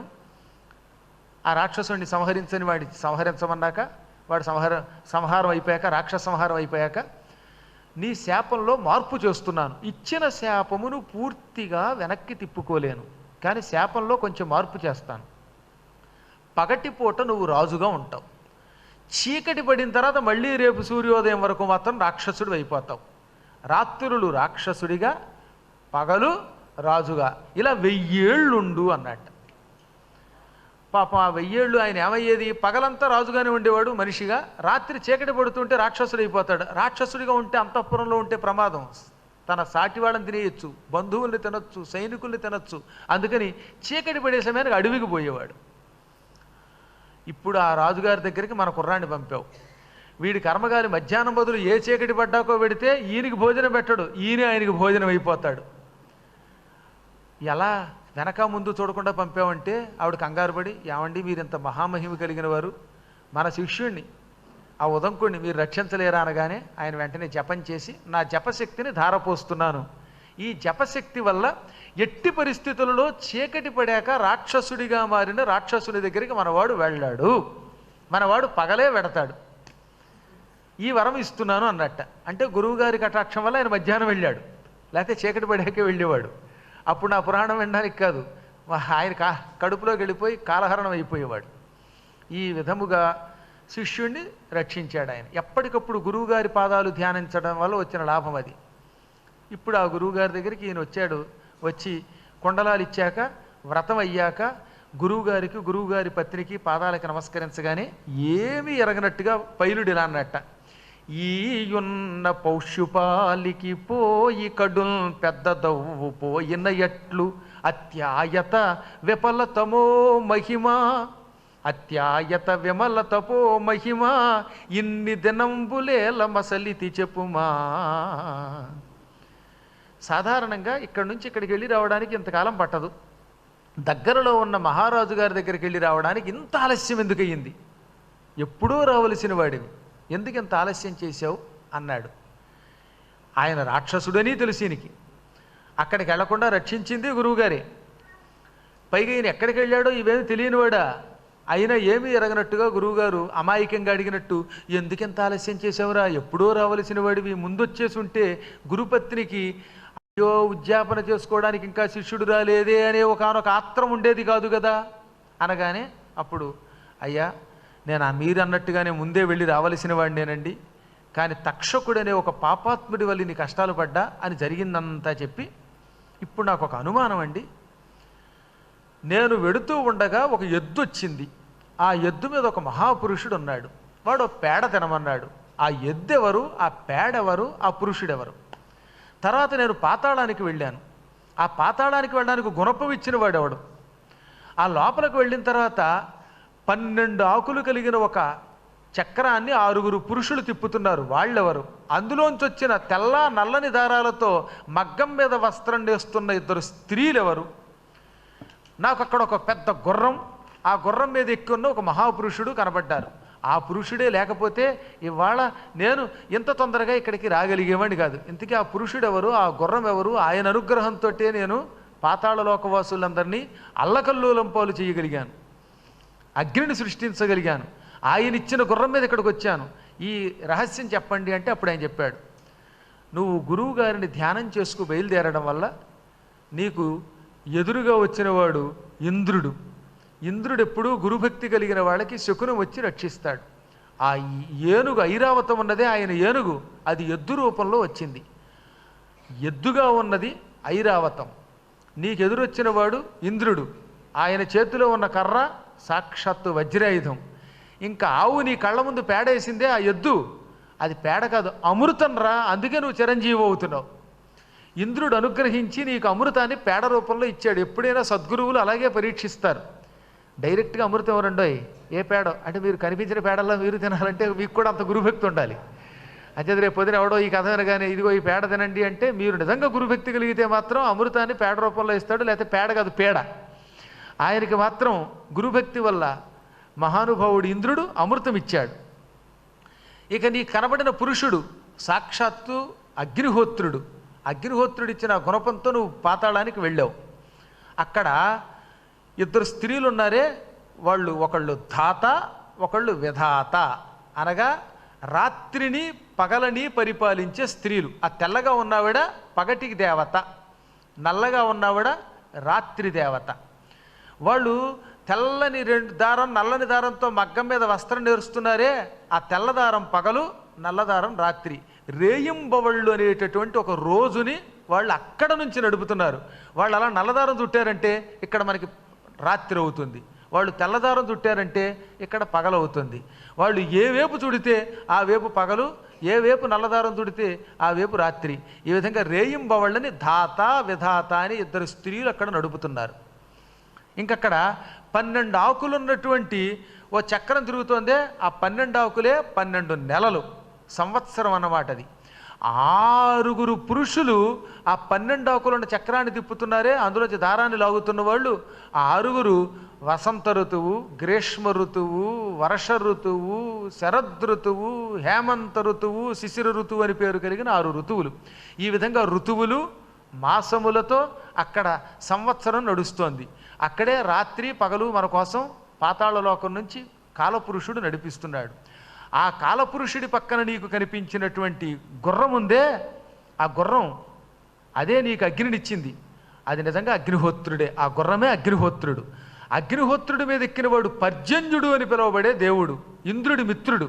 ఇంద్రుడి మిత్రుడైన పర్జన్యుడు అగ్నిహోత్రుడిని గుర్రం చేసుకుని నీ దగ్గరకు వచ్చాడు. ఆయన వల్లే నువ్వు పాతాళానికి వెళ్ళావు. అందుకే ఆయన ఏం చేశాడు, ఆ గుర్రం అగ్నిహోత్రుడని తెలుసు కనుక అపానంలో ఊదన్నాడు. అపానంలో ఊదడం అంటే ఏమిటి, అగ్ని ఎప్పుడు కింద ఉంటుంది పైకి లేస్తుంది. ఈ కిందకి మనం చెయ్యట్టు ఊదండి పైకి లేస్తుంది. ఆ కిందకు ఊదే ప్రాంతం అపానం. అందుకే అగ్ని ఊర్ధ్వముఖుడు. నువ్వు కిందకి ఆ అపానంలో ఊదగానే అగ్నిహోత్రుడు నీ ఎడల ప్రసన్నుడై విజృంభించి పాతాళాన్ని కాల్చేశాడు. ఇదంతా నీ గురుభక్తి వల్ల జరిగింది. చివరికి వచ్చారు కొసమెరుపది. ఇంద్రుడు, పర్జన్యుడు, అగ్ని వీళ్ళందరూ నీకు సహకరించారు. ఈ చరాచర జగత్తులో సద్గురువుని భక్తితో పూజించేవాడికి ప్రకృతి, దిక్పాలకులు, గ్రహాలు, నక్షత్రాలు అనుగ్రహిస్తాయి. ఇక వేరే ప్రాయశ్చిత్తమే అక్కర్లేదు. ఈ విధంగా నీవు అందరి యొక్క అనుగ్రహం పొందావు. అసలు ప్రారంభంలోనే నీ జాతకం పండింది. అందుకే అన్నాడు, ఆది ఇంద్రుగాంచి అమృతాసి ఒగుట నీకభిమతార్థ సిద్ధి అయ్యనయ్యా. ప్రారంభంలో ఇంద్రుణ్ణి చూసావు కదా, అమృతం తిన్నావు కదా, అందువల్లే నీ కోరిన కోరికలు తీరాయి. ఇప్పుడు నీకు అర్థమైందా? ఆఖరిని ఇక్కడ కొసమెరిపేమిటో తెలుసా, గురుకార్య నిరతులగు సత్పురుషులకు అగుటరుదే అధిక పుణ్య ఫలదంబుల్. గురుకార్య నిరతులగు, నిరంతరం విడిచిపెట్టకుండా మా గురువు సేవ చేస్తాను, మా గురువు గారితో ఉంటాను, ఆయన అనుగ్రహం పొందుతానని గురువు యొక్క పాదాలని భక్తితో సేవించేవాడికి సకల పుణ్యములు లభిస్తాయి, అనుకున్న పనులన్నీ అవుతాయి. అందుకే గురువుని సంతోష పెట్టాలి. నీ వల్ల పరమ సంప్రీతుండయ్యాను. ఇక నీ రుణాలన్నీ విముక్తి అయిపోయాయి. నీకు సత్కార్యక్రమాలన్నీ జరుగుతాయి. భార్య లభిస్తోంది. ఆ భార్యతో కలిసి గృహస్థాశ్రమాన్ని నిర్వహించుకో. చిరజీవి వవు. ఎప్పుడైనా నువ్వు పొరపాట్లు చేసినా ఆ పొరపాట్ల వల్ల నీకు మాత్రం దుర్మరణం రాకుండా నేను నిన్ను దీవిస్తున్నాను. ఎందుకంటే ఇతనికి క్షణికోద్రేకం ఉంది కదా. ఎంత గురుభక్తి కలిగినా ఇతనికి ఉద్రేకం ఎక్కువ. క్షణికోద్రేకంతో మళ్ళీ రేపొద్దున ఎవరితో తగాదా తెచ్చుకుంటాడో. అక్కడ పౌష్యుడు కాబట్టి సరిపోయింది. రేపొద్దున ఇంకో మహానుభావుడితో తగాదా పడితే నాశనం అవుతాడు. అందుకని నువ్వు క్షణికోద్రేకంతో ఉన్నా భగవంతుడు నీకు నష్టం కలిగించకుండా నేను రక్షిస్తాను. అలాగని అస్తమాటు క్షణికోద్రేకం తెచ్చుకోమని కాదు, జాగ్రత్తగా ఉండు అనగానే ఉదంకుడు గురువు గారికి నమస్కరించి భార్యను వెంటబెట్టుకు వెళ్ళిపోయాడు. ఆయన జనమేజయుడు శాంతి కోసం యజ్ఞం చేస్తున్న దగ్గరికి వచ్చాడనమాట. అది గొడవ. అసలు జనమేజయుడు శరమ అనే దేవసుని శాపం పెట్టిందన్నానుగా ఆడకొక్క. ఆ శాపానికి ప్రాయశ్చిత్తంగా యజ్ఞం చేస్తున్నాడు. యజ్ఞంలో దక్షిణలు అందరూ పుచ్చుకుంటున్నారు. సరిగ్గా ఆ సమయానికి ఉదంకుడు జనమేజయుడి దగ్గరికి వచ్చాడు. తక్కిన కథా విశేషాలతో మళ్ళీ రేపు యథాప్రకారం కలుసుకుందాం. స్వస్తి ప్రజాభ్య పరిపాలయంతాం న్యాయ్యేన మార్గేణ మహీం మహిషాః. గోబ్రాహ్మణేభ్య శుభమస్తు నిత్యం. లోకాః సమస్తాః సుఖినో భవంతు.